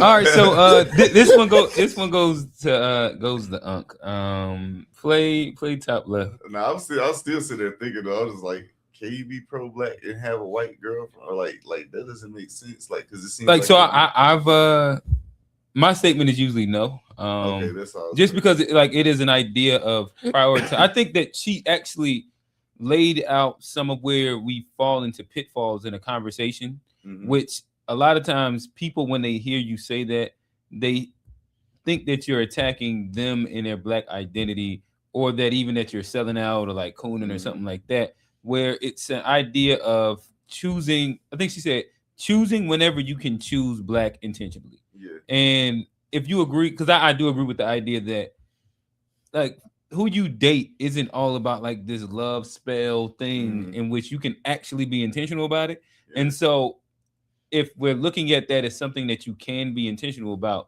then that is something that you should be prioritizing if you're saying you're specifically this sector of Black identity. The crazy part is I wasn't even thinking deep about what she was saying. I was just putting it in a human perspective. If you're a Black man and you're dating a white woman, or you're married to a white woman, like within your household, how can you be pro-Black? Yeah, there's a dual allegiance. You're going against your wife. Like you really would be going against your wife if you were pro, because you're not pro her. So it's like literally you can't be, like, even for the sake of your family. Yeah. Like you can't be. It's like it puts you in a conundrum. So yeah, like. That's the portion. Only pushback I have would be what she said. People aren't honest about why they're choosing, and I don't think you can speak on somebody else's choices as why they're doing something. Like, but what was the point that she made when she said that? Do you disagree with the fact that people don't just become like love drunk demons and they have no autonomy upon who they choose? Because that's what she said. I think some people have more choices than others. I think some people just I don't think like. But she spoke to that also. But I think like I'm talking about like let's say like an incel. He ain't really got involuntary celibate. If a white woman come around, he might well hop on that because. And that's cool. That also just means that you're not specifically that version of the Black identity, and that's okay. But when she was talking about like honest, she was talking about like people choosing them because like play it again when she's that. Yeah, when you have the opportunity to choose, but that's not. But she said that before when she was talking about people being honest about why they choose that. Yeah, she said that because like we're not love drunk demons. I think that's what she said, almost verbatim. You can push. Okay, I'll buy it because nobody is addressing my original point. But no, I don't think that you can be pro-Black with a non-Black partner. I don't. I'm gonna tell you why. But first, I feel that Black people who date outside of their race, who feel offended by that statement, they hear something that we're not saying. It's not that you're anti-Black. It's not that you hate yourself. That's not it. Pro-Blackness is a specific sector of the Black identity. It can only exist for Black people. Pro-Blackness to me means when you can choose, where you can choose, your priority is furthering Black people. I'm talking about Black Americans right now. Also, this is a B2B conversation. Okay, please see your way out if you do not apply. And to me, that includes your romantic partners because that is a choice. It's a harder choice to choose Black men or whoever you're attracted to, Black people as your partners because there are fewer of us. We are in the ethnic minority. We are an endangered species. So it is a harder lift for us to find Black partners. But if you don't prioritize that, that is okay. That is fine. Maybe you're just not pro-Black then. Going back to my original point about how I feel like Black people who date interracially are not honest, completely honest about why they do it. They make it seem like you just have no choice in the matter and just falling in love just turns you into this like love spell demon that has no control over what happens next and you're unable to choose the next part of the relationship or whether the relationship goes forward or not. There is choice there. And I've seen a number of comments So you disagree that with imply that Black men are not attractive. I think something, but I think that means like, yeah, I mean, no, I agree, but like I don't like the way she's saying people not being honest about because like some people really feel that way. And so how are you gonna say they're not honest if that's how they feel? But then you can, but like if you meet somebody, you just happen to like them. That's how you feel. Yeah, and you're making a choice, and you can also. The thing is that you can also just not be that specific. But she said honest about why you're choosing them. If you just fall in love with somebody, that's why you. So you them. do believe that like you could just be a love drunk demon. Take away the demon word, but just like love drunk. I kind of and I'm like you have no choice in the matter.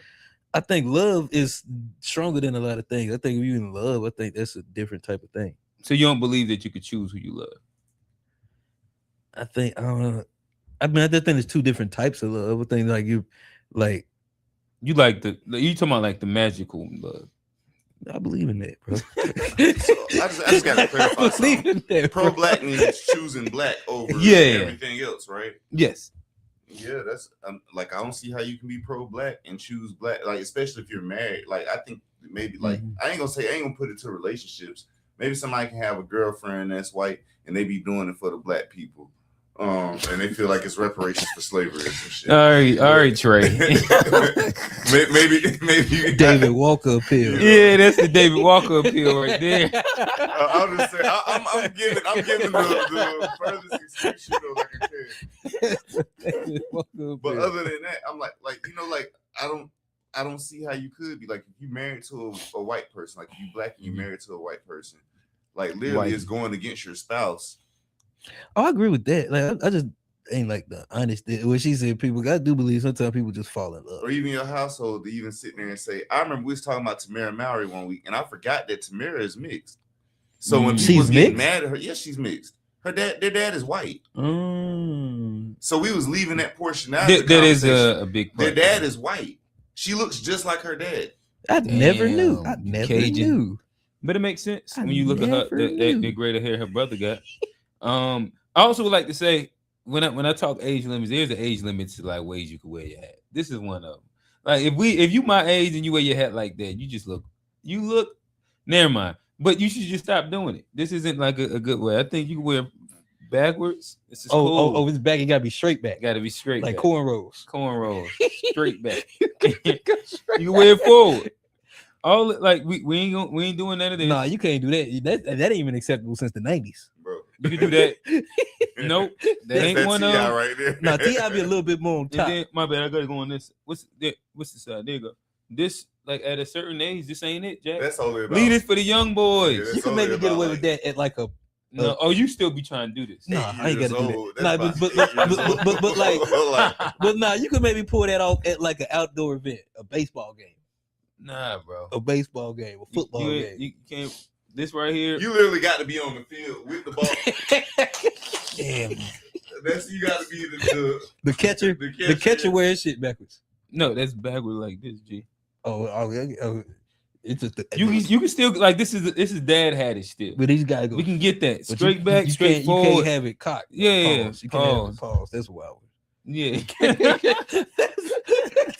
Johnny talking about having cock is crazy. That's wild. That's wild. No, but that had nothing to do with sports right there. Johnny just had. I'll talk about head. All right, play this last one so I can get up out of there. What's the last one? This guy right here. Dreadhead man. Speaking of Americans. Sus is on their top. She's on them. Hey, so you guys want to see something wild and crazy? Kind of like a big fat lie? Yeah, so you know how we've been learning that the transatlantic slave trade, I'm going to read it from Google. The transatlantic slave trade was a 16th to 19th century maritime system that forcibly transported over 12.5 million African men, women, and children to the Americas for enslaved labor. You know how we learned that, right? Well, can somebody explain this? Because, you know, that was a business and all businesses track all their records, right? So explain this. So because it's Black History Month, I wanted to do a little digging. So I went on slavevoyages.org. Even on the main website, it says explore the voyages that relocated more than 12 million enslaved Africans across the world, right? And we learned that most of them came to the Americas, correct? Okay, let's see. So I wanted to see voyages from Africa to the Americas specifically because 12 million, that's a lot of voyages. So I wanted to see the dates and all the information. So I went ahead and put vessels departure, Africa. And as you can see, it adds several countries, all of the Western countries. And then I put place where vessel's voyage ended. And I selected mainland North America. And of course, I'm expecting thousands of voyages, right? So let's see. Surely the records are accurate because this was a business and a lot of money was spent, right? Why is there only one voyage from Africa to the Americas in 1803? One, with a total of 109 embarked and 106 disembarked. That is way less than 12 million. And I know you're thinking, well, no, they brought them to the Caribbean and to Brazil. So I did that filter as well. I changed the vessel's departure from Africa and places where the voyage ended. I selected mainland North America, Caribbean, Spanish mainland Americas, and Brazil. And I thought for sure I would see thousands of voyages. And would you look at this? Only 2 voyages from Africa to the Americas. So I went to decide to do a sum total to see how many Africans came to the Americas. And would you take a look at this? Captives embarked, 414. Captives disembarked, 408. That is a hell of a lot less than 12.5 million. Not to mention, if you actually see here, captives embarked from American countries in mainland North America to other mainland North American countries in the Caribbean, you see the numbers are almost 10 times more drastic. You see that? Yeah. All right, and so that means just like Martin Luther King said, we were captives in our own land, right? Not this fictitious story that they made up saying the majority of us came from Africa when literally it was just a handful.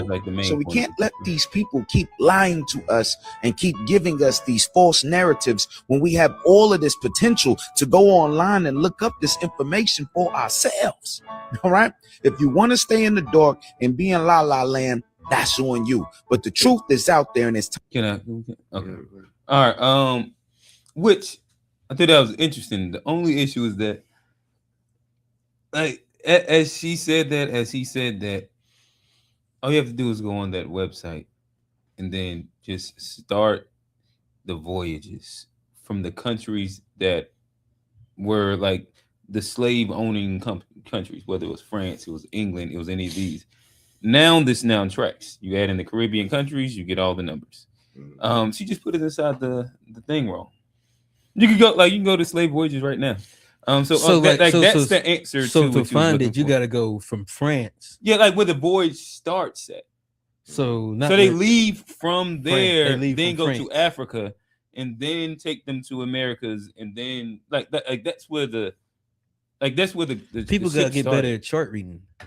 But that's where the so I seen this a minute ago, and the reason I never brought it up was because I was like, it played against something else, I believe too. So it was like, well, I can't make this argument and then believe that these people are these people over here. Like, I get what you're saying now. I'm like, I can't make this argument here and then say that these it'll be a people are natural these, because it'll be like, So I was like, I got to explore that a little bit more. Yeah, the main thing with that one, like I said, shout out Uncle. He said you're FBA for life, bro. I feel you. So L. Hey. The other thing is those two. I do believe there was a lot of people over here that was in. Maybe that's not my specific belief, but at least for another conversation another day. Yeah. I just wanted to kind of entertain that because Unc said that you gotta believe in white facts if you believe in that. I'm saying, dang, Unc. Yeah, I'm done. All right. Let's see what Johnny got. Let's see. I ain't got my. Oh yeah, give me that first one. This one for you, Q. Don't go nowhere. Oh yeah. I like war. I'm addicted to lowballing on Facebook Marketplace. I've been in here all week with some egregious offers.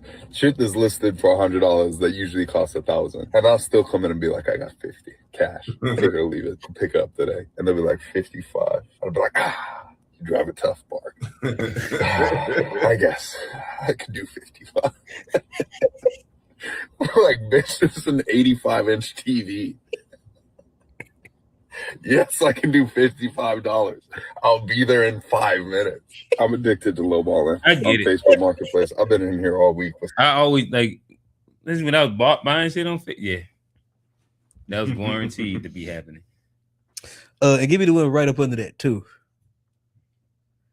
I had no clue. Every day I learn I got less and less rights because whole time I thought if I was on my own property and there was some random drone hovering around, I could shoot that motherfucker down, no questions asked, because it'd be like, yo, what you doing just staring at me? Fuck is going on?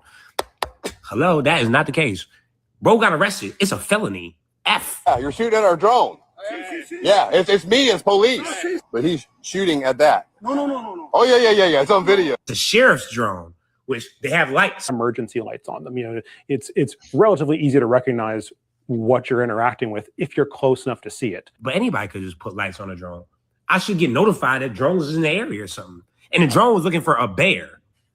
They outside with a BB gun, not no real gun. He's like, oh, you shot at us twice. I got it on camera. Arrested. It's like, oh, fuck. Drone came out unscathed. They typically have a higher grade of, I wouldn't call it armored, but they're armored up. They have more resilience to such things. That said, it's still a flying object. The FAA actually classifies them as an aircraft. That designation makes it a felony to shoot at a drone, which is why Cayo Cerrato is now facing charges. You got armored drones hovering in my backyard, and I'm the one at fault for trying to shoot at it.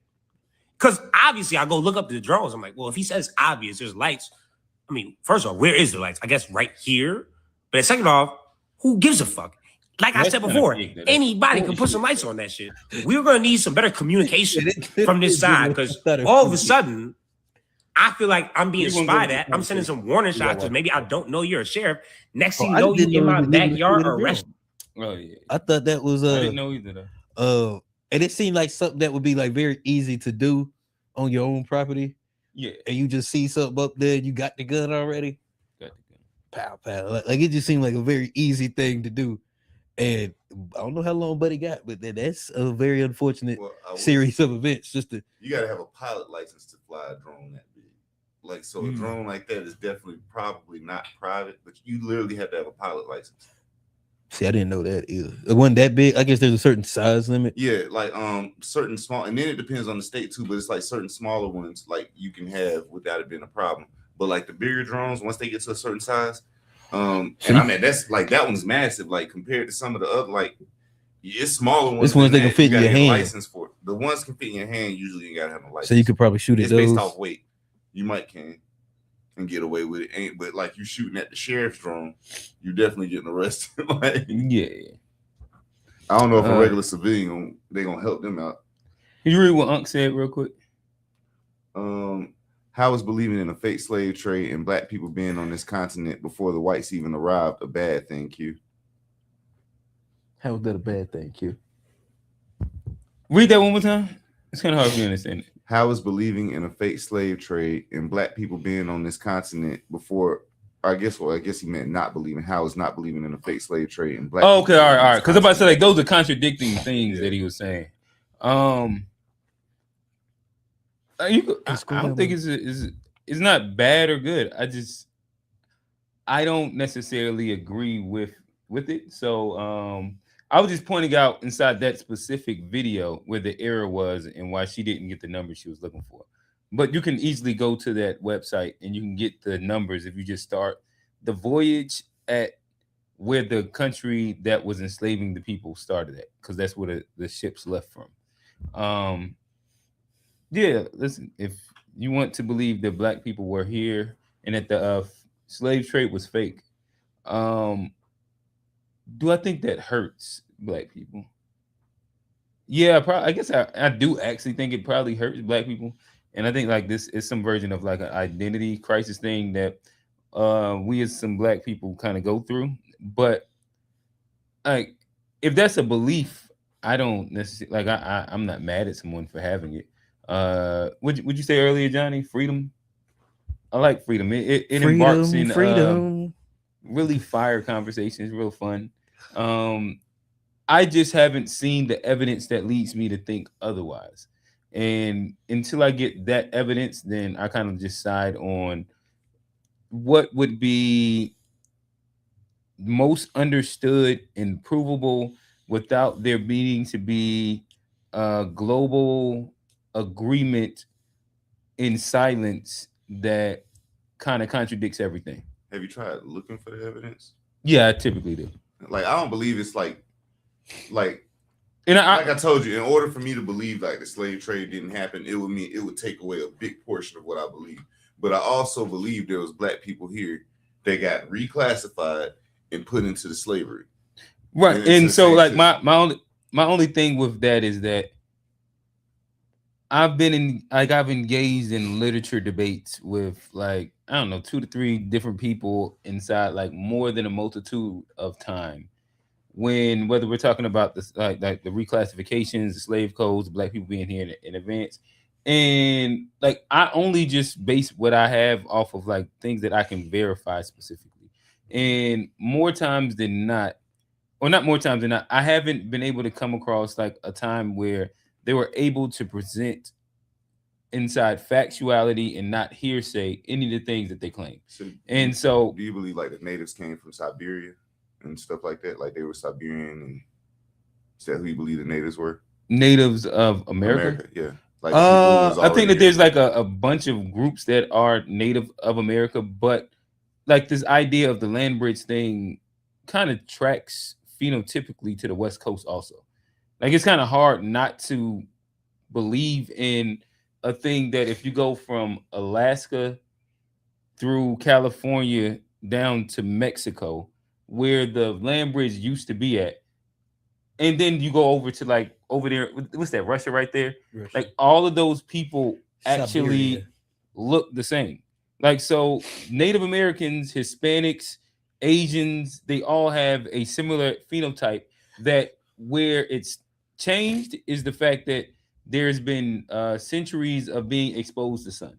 But outside of that, you can look at their features, and in my opinion, like it tracks down the line. But you can even look at the Russian, the Far East and Siberia. Yeah, Russians got like their own. What's that country that the girls play in? Mongolia, yeah. Like the Mongolians all the way. But even before that, because what's right next to not Australia, but Alaska is Russia. And if you look at the super far east of Russia, they have I want to say Inuit people. Inuit people in Russia, like to this day, and it's one of like their poorest like ethnic groups. So y'all know there are people who came on voyages here. Columbus's own writings for fact, Lewis and Clark and all these different people who described how the natives looked, and they said what the natives looked like, and the natives did not look like these Siberian people. There's also evidence that there was a campaign, and that's recent evidence because this was just in like the 1800s, where they reclassified who the natives were through photography. They changed the art the same way they did, like, you know, like Europe has Black Jesus paintings, but then you get the whole renaissance of everything where Leonardo da Vinci turned Jesus into Caesar Borgia. Like, it's the same thing. You get stuff that's whitewashed and everything, and stuff gets changed. But the stuff is out there. Like, they literally wrote about it. Like, I just gave you two sources by itself, like right. But Columbus's writings himself, he was talking about this. Right, but you can, like, so in essence, when they came to America, all the way down to why natives are called Indians, they thought that they seen phenotypically Asian people that had darker skin. They thought they was and in this India. is they thought they were in India, which again, India has darker people that have Asian phenotypes. Like, that's in to me, Hispanics, even if you go and there's a couple things that we can lay out as true, and it doesn't take away from certain things. So you had like the white voyagers that came over here, the not Titans, the fucking conquistadors. No, the Vikings. There you go. You have the Vikings. There is the thought and the idea that there were early blacks that came over here at a point in time as well, deeper inside South America. But the majority of, like, everybody, when we look at phenotypically Native Americans, Hispanics, like I said, everything that you track all the way down the entire left corridor of the United States, they track to be this thing. And what it also, to me, would say is that if we don't believe the natives were these quote unquote people from Siberia, how did they secretly import all these people in here and then have them going from New York all the way to Florida and then spread all the way across the West Coast? And how was this done secretly, undocumented, without, like I said, being like some version of a global cabal in a secret, like, I don't know, massive voyage trips that had to have happened hundreds and thousands of times? Got a super chat. Okay. Said, what about the Polynesians, Samoans, Fijians, and people from Guam? They all look like black people. I don't know if they look darker, but I don't know if they look just like black people. Yeah, I think that they have a again, like, the island is kind of in the middle of, like, the South America, like, it's like West Coast South America, and then that's Asia right over there, right? That when you look at where Hawaii is. Yeah, but it's like those native people. But Hawaii's in the middle of nowhere, though. But that's the point that I'm saying. Like, it's in the middle of the ocean, inside like this weird spot that's far West from Coast, everything. and then it's like East dark Coast of Asia. It's the East Coast of Asia. It's the West Coast of the Americas. Yeah, it's like this little weird space. But But those people look like they will be an amalgamation of those two groups, in my opinion.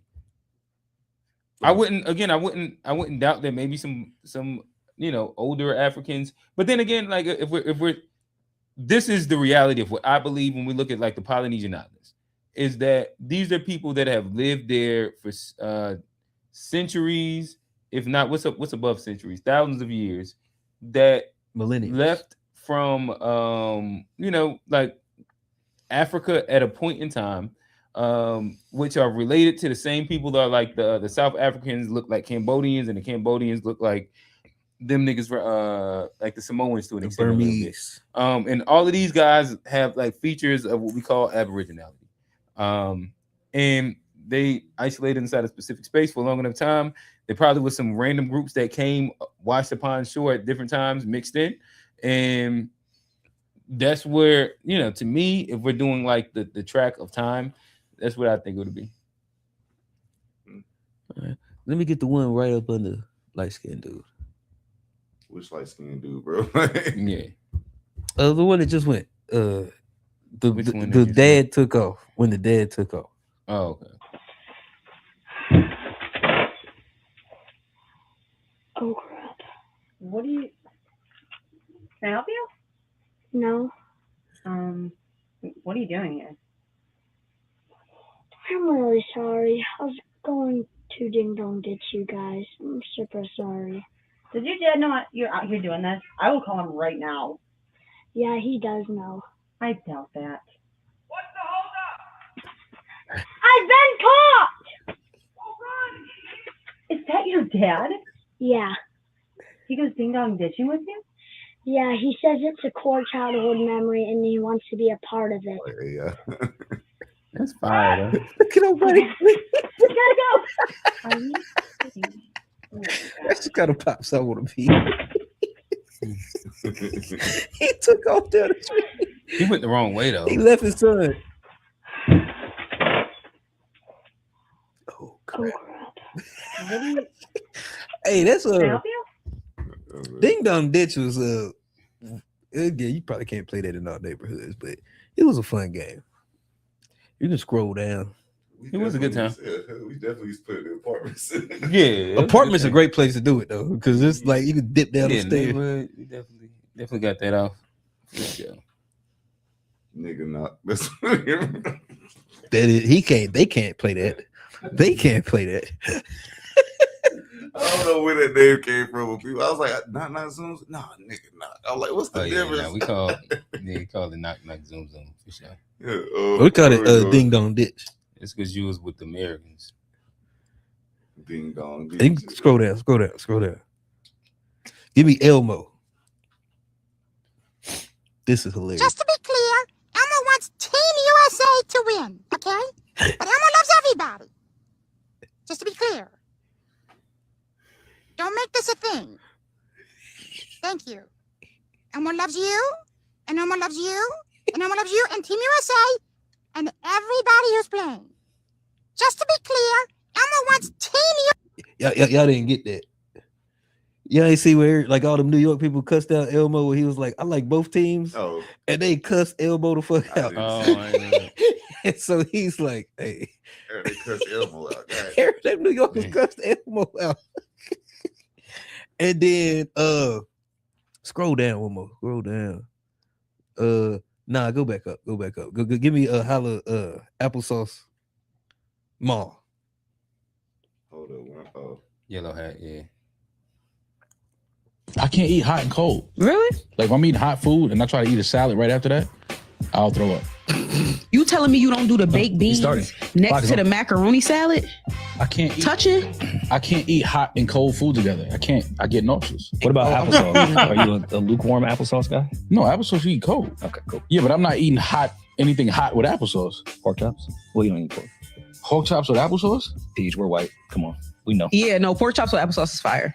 Pork chops with applesauce? That's what fire. was raised on the side, applesauce on the fire. Applesauce on the side, yes. Applesauce on the side of a pork chop? Mm-hmm. It's more common than you think. It's really like peanut butter and jelly for whites. Really? It's busting too. I feel like it's so much I don't know about y'all.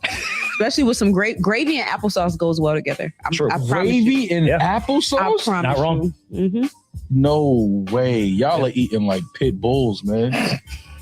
Like fried pork chop fresh out the grease with gravy on it. Yeah. You want cold applesauce on the side of that. Absolutely. Y'all are fucking terrorists. I asked y'all before and y'all kind of looked at me like I was crazy. Y'all never sliced up a banana on top of the spaghetti? No way you asked me that shit. You ain't asked me that. Yo. I'd have called to put them people on you. Trust me when I tell you. You'll try that, but won't try applesauce next to a pork chop. It's a thing. But the bolognese with the banana is crazy to me. That's nuts. It's not bad. I don't know. That's crazy. It's not bad. So he'll try bananas on spaghetti, but won't try pork chop next to applesauce. Bananas on like pork chop. I've never personally done it, but I could probably get with that quicker than spaghetti and bananas. I don't even understand how niggas would try. Then again, plantains. I like plantains. It can't be that different. I don't know. I like bananas Foster. Which one you choosing? Applesauce and pork chops or banana? Well, I have like it's an easy choice because I don't eat pork. Yeah. Oh damn! You gotta eat this banana. I'm not eating a pork chop myself, but I'm saying like I have tried pork chop and applesauce before. Though. It was pretty good. I've never done that. I've never had that, but that's interesting. I'm again. That's a culture that I have no idea on, so I can't really comment on. I forgot. My bad. See how I did that? I'm trying to spaghetti. If I don't know, I just don't comment. I'm trying to spaghetti and banana. He got what to. I He tried? ain't got no. Nah, I ain't talking about with the choice. I'm saying like just. I'm never doing that. I would never do that. I don't know. Like I think that you gave a good point. Like to me, fried banana is kind of like eating plantain. Yeah, but so- plantain be fire when you, like we just went to there's some version a Cuban spot. Mhm. And they throw that little plantain on and some shit, and they just it add some fire do shit to something some to it. So I'm like, savory shit. You know, it might not and be make that it feel more tropical. But a plantain is totally different than but like it's like to me, it can't be a cold banana, right? And I want it mixed in, and so then I have to like kind of I would see what it's try like. a little bit at first. Like, Yeah, I don't want it. but I eat like my chicken with a chicken and pineapple. I definitely fire do to me. I love okay, yeah, I could do that. Yeah. So it's like the sweet pause. I'm not the biggest fan of pineapple. The pizza, sweets but and I- meats work sometimes. Sweet meat, Sweet pineapple meat work sometimes. with the barbecue sauce on it instead of the tomato sauce. That's my jam. You gotta try it with like I've a tried barbecue chicken pizza. Do like barbecue. Oh, with the chicken. pineapple? You do the barbecue sauce. I've you do had like that. onion, green pepper, and pineapple. Well, I ain't go that far. You gotta do onion and green I pepper. ain't do just all take of it that. up I a had the notch. barbecue and pineapple. That was like, and then last one, give me Inglewood. Wait, right here. No, under there. Ben go do it.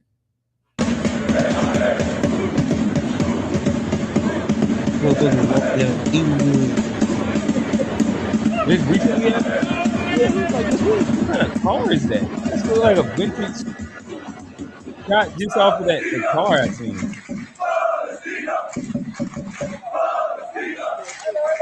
That must have been in the safe shop. It had to be the different kind. Man, they weren't gonna do nothing to it. They had to eat that. They had to take that in. Like it's all them Bosnians. Yeah, you can't really. no, but there's a difference about doing something and shooting guns in the air. Niggas let that might have cleared them up. That might have got them. We don't say fireworks because they were slow walking. I think they was in a safe spot because they'd have let some rah. They might not went this way rah. But up, yeah. Well, yeah, at least But that's all I got. Oh, they getting to it. As soon as one come back down and hit somebody, it's all trouble. Oh, that a surge? I go to that in a minute. Let me start with my boy. You know, I got to shout out my boy. You all right? I ain't had a surge in a minute. You got me spinning roadblocks. Girl, you got me spinning roadblocks on you. What's fire is that? That's a You bunk got me bed, so dude. sick, got me feeling bunk bed? blue. Oh, yeah, I really yes, wish how they you do never said what I already knew. How they turn it in and out? I really wish I had the words, but I can't explain. Girl, you got me down bad, I'm in so much pain. I'm praying for a little sun, all I see is rain. I swear you treating me like you don't even know me. Got me spinning roadblocks. Girl, you got me spinning roadblocks on you. You got me so sick, got me feeling blue. I really wish you never said what I already One of my favorite rappers. I really wish I I think had he's the singing words, that, but right? I can't explain. Girl, you got me down bad, I'm in so much pain. I'm praying for a little sun, all I see is rain. I swear you treating me like you don't even know my name. I Your thought he heavy was is a I ain't gonna baddie, lie, I but you thought he put was me a on feather the at low. one point in time. Do I ever make you happy? He I got don't ever real black really know. parents. Don't put the alligator. Hey, have y'all seen the one where he was making the beat? Yes. I don't believe it. Boy, fuck. We don't believe he was making the beat. You fall for anything. Might as well share my You other. can't make a beat. This is my other. Was dope it good? music line. Shit was fire. Then no, his Go- dad made it. His go dad to- make beats, nigga. Yeah. This is my other dope music fine. I thought this was a dope Man, combo. but I'm Some national underground thunderpounds when I stomp the ground like a million elephants, a silverback orangutan. Who wants some? Don't come unprepared. I'll be there, but when I leave there, better be a household name. Whether man telling us when they gon' rain. So now we sitting in a drop top soaking wet, in a silk suit trying not to sweat, in the summer sauce without the net. But this be the year that we won't forget. 1999, and I don't need anything goes. What you wanna be long as you know consequences are given for living the distance. So I just jump in jail.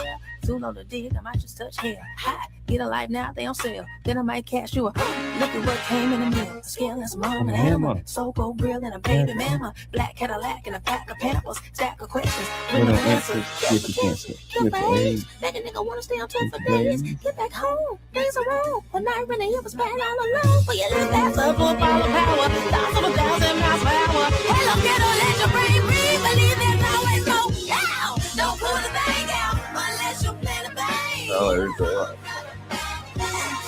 Ooh, hey, kill me. Unless you plan to hit something.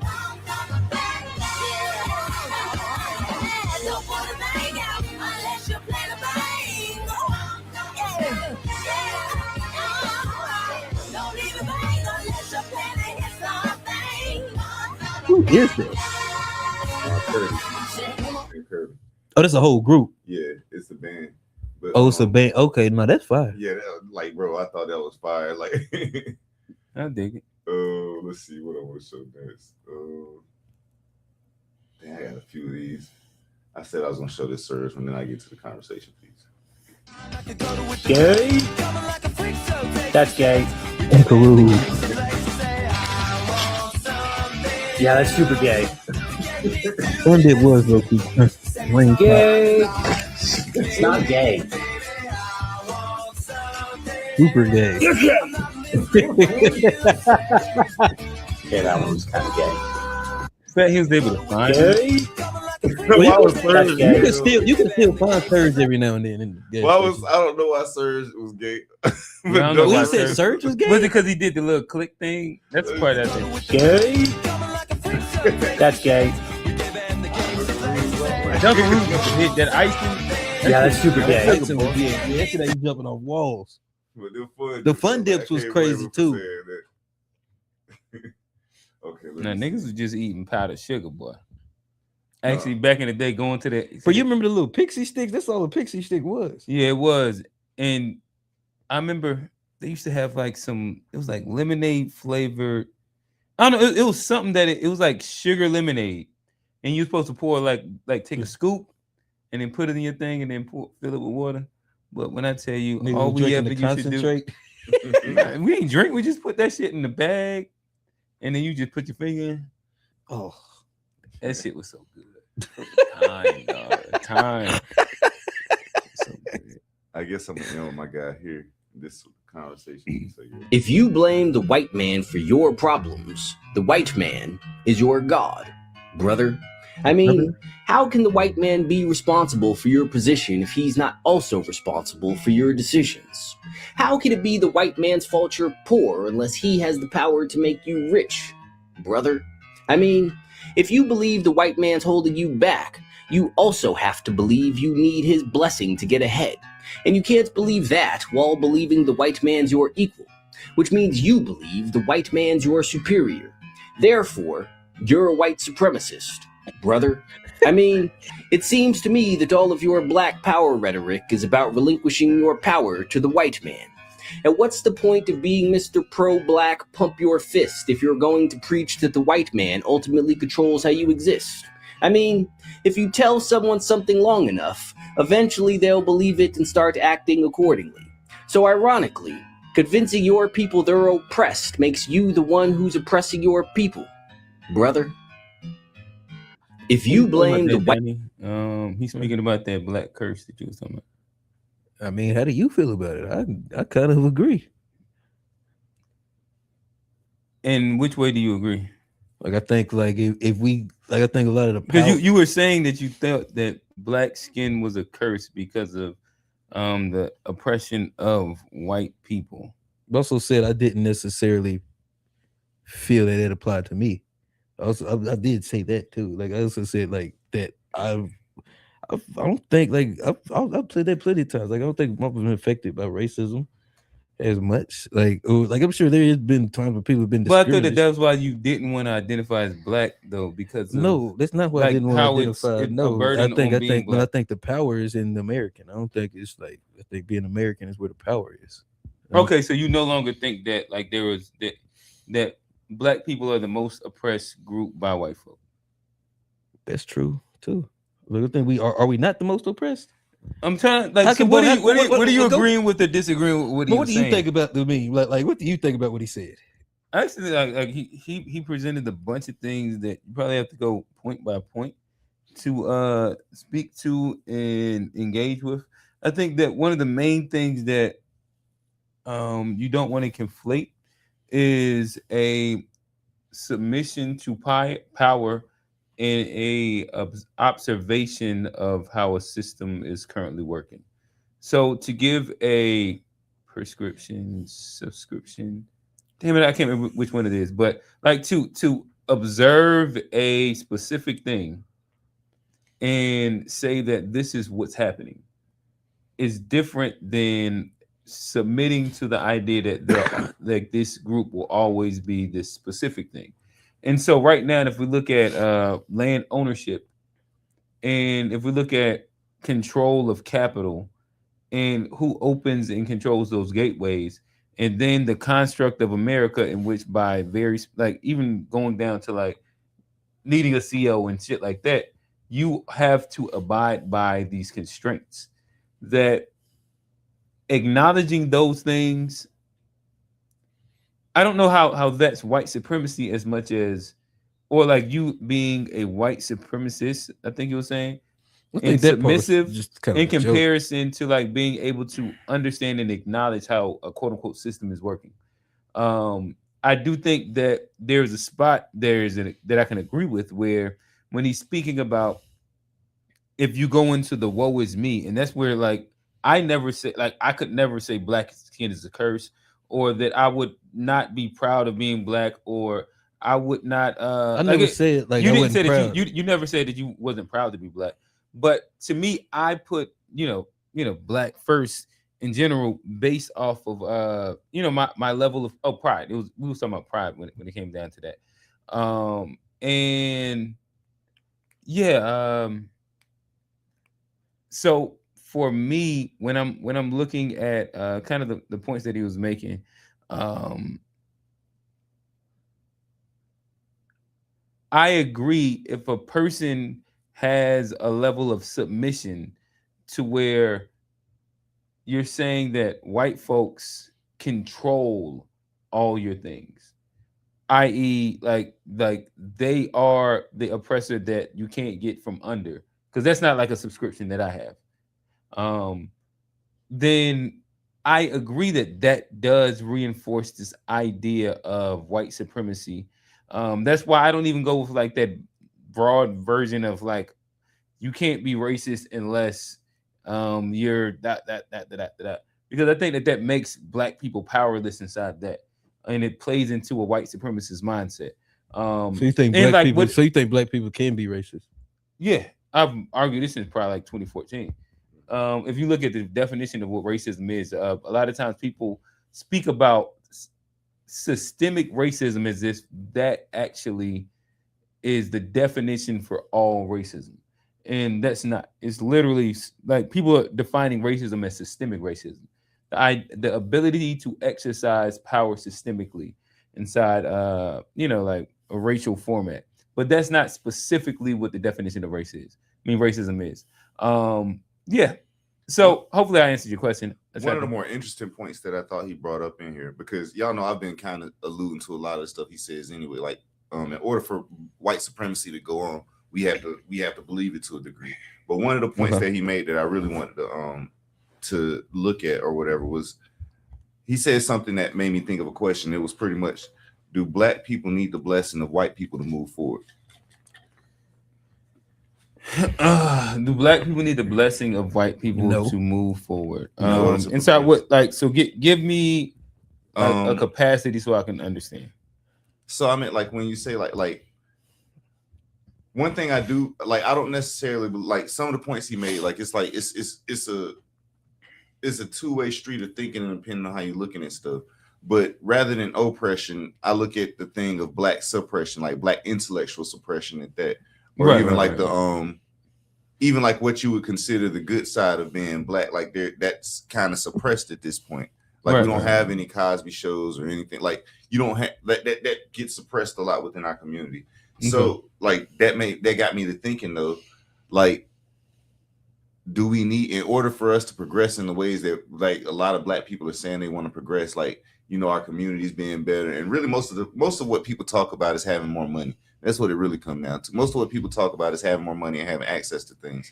Do we need white permission in order to do those things that we think that we identify as like progress for black people?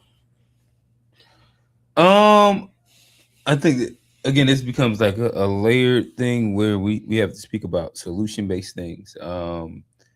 There is an onset of, I guess if we're speaking only practicality, until white people become the majority minority, there's kind of innately a yes to that. Because of, like, for example, if we're staying in America, to be able to not have to adhere to like capitalism, in which capitalism then is ingrained with white people having like access to resources and shit like that, you would need a different social system. So to bring in that different social system, if all white people, or like if we're saying we don't want an approval of white people of any sort, because even still having like 20% of them that deals with a version of approval for white people, you would need to be a majority minority inside the country, which would then mean that like white folks, what they say don't matter yet. I mean, doesn't matter. Once we get to that point, I forget when they say that there's forecast, and I think that in a practicality sense, if we're talking America in the game of America, you no longer need quote unquote white people to yes your opinions.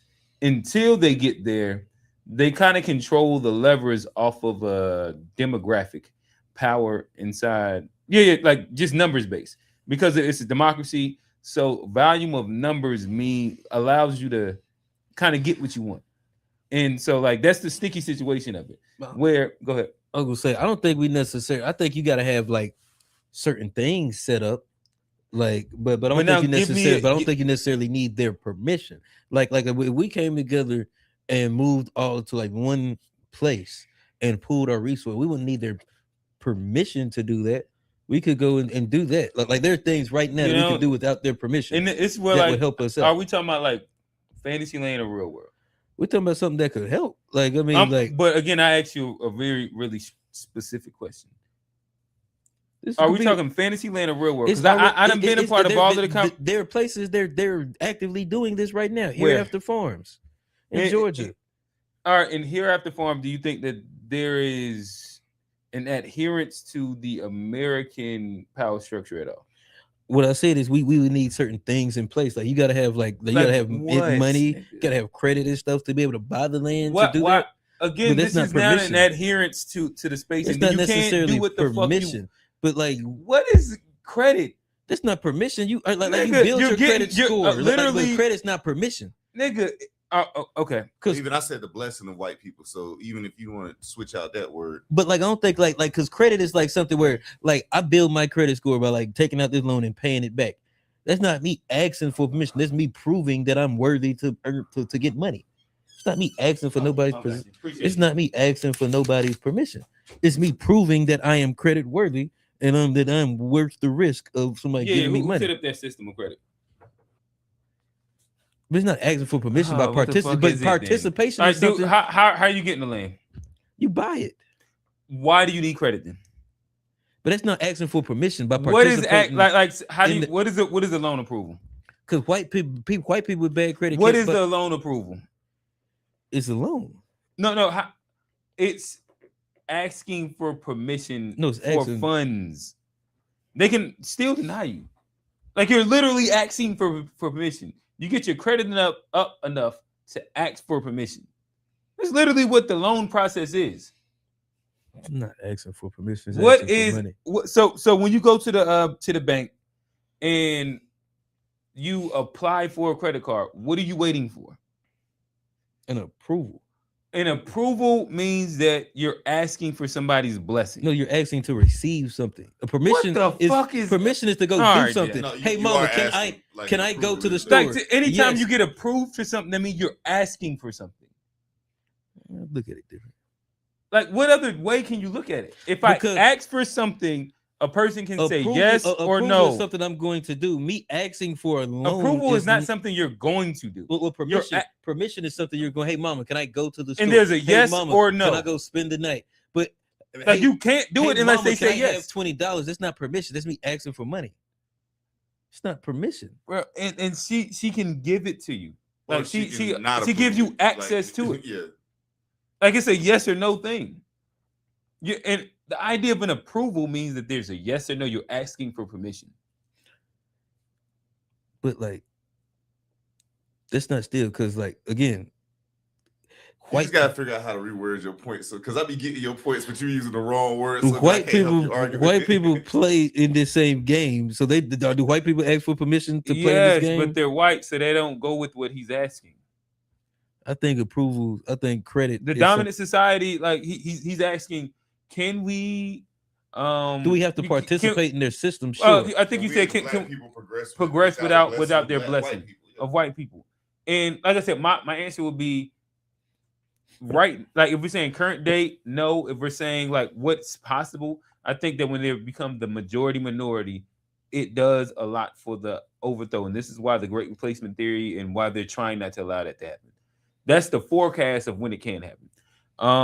Again, until then, practically, not inside like a Fantasyland version where we all do some Dr. York shit and build a compound that still eventually gets raided by the FBI and XYZ. Like that sounds good when we talk in small groups and theorize. I ain't seen this shit work yet. All this sovereignty shit, I ain't seen it work yet. I my bad. I ain't seen niggas actually put this on a real national level plan and not be bullshit yet. It's just like talk. It's fodder that we entertain ourselves with and distract ourselves to do. And it allows us to cope. And I just think it's like, I just been seeing a waste of time for too long. Anything else? Tone, Q, real? No, hey, we appreciate y'all for tapping in. Hey, appreciate you, Unc, for calling in the super chats. Hey, if y'all catch us, y'all drop a comment below. Tell us what y'all think freedom is. Tell them what you think permission is. Yeah, you can even go A1, B1, whatever, C1, whatever you want to do. Visa? Hey, whatever. Hey, I'm your host, Johnny P. Oh, yeah, real. It's cute. That's fucking funny.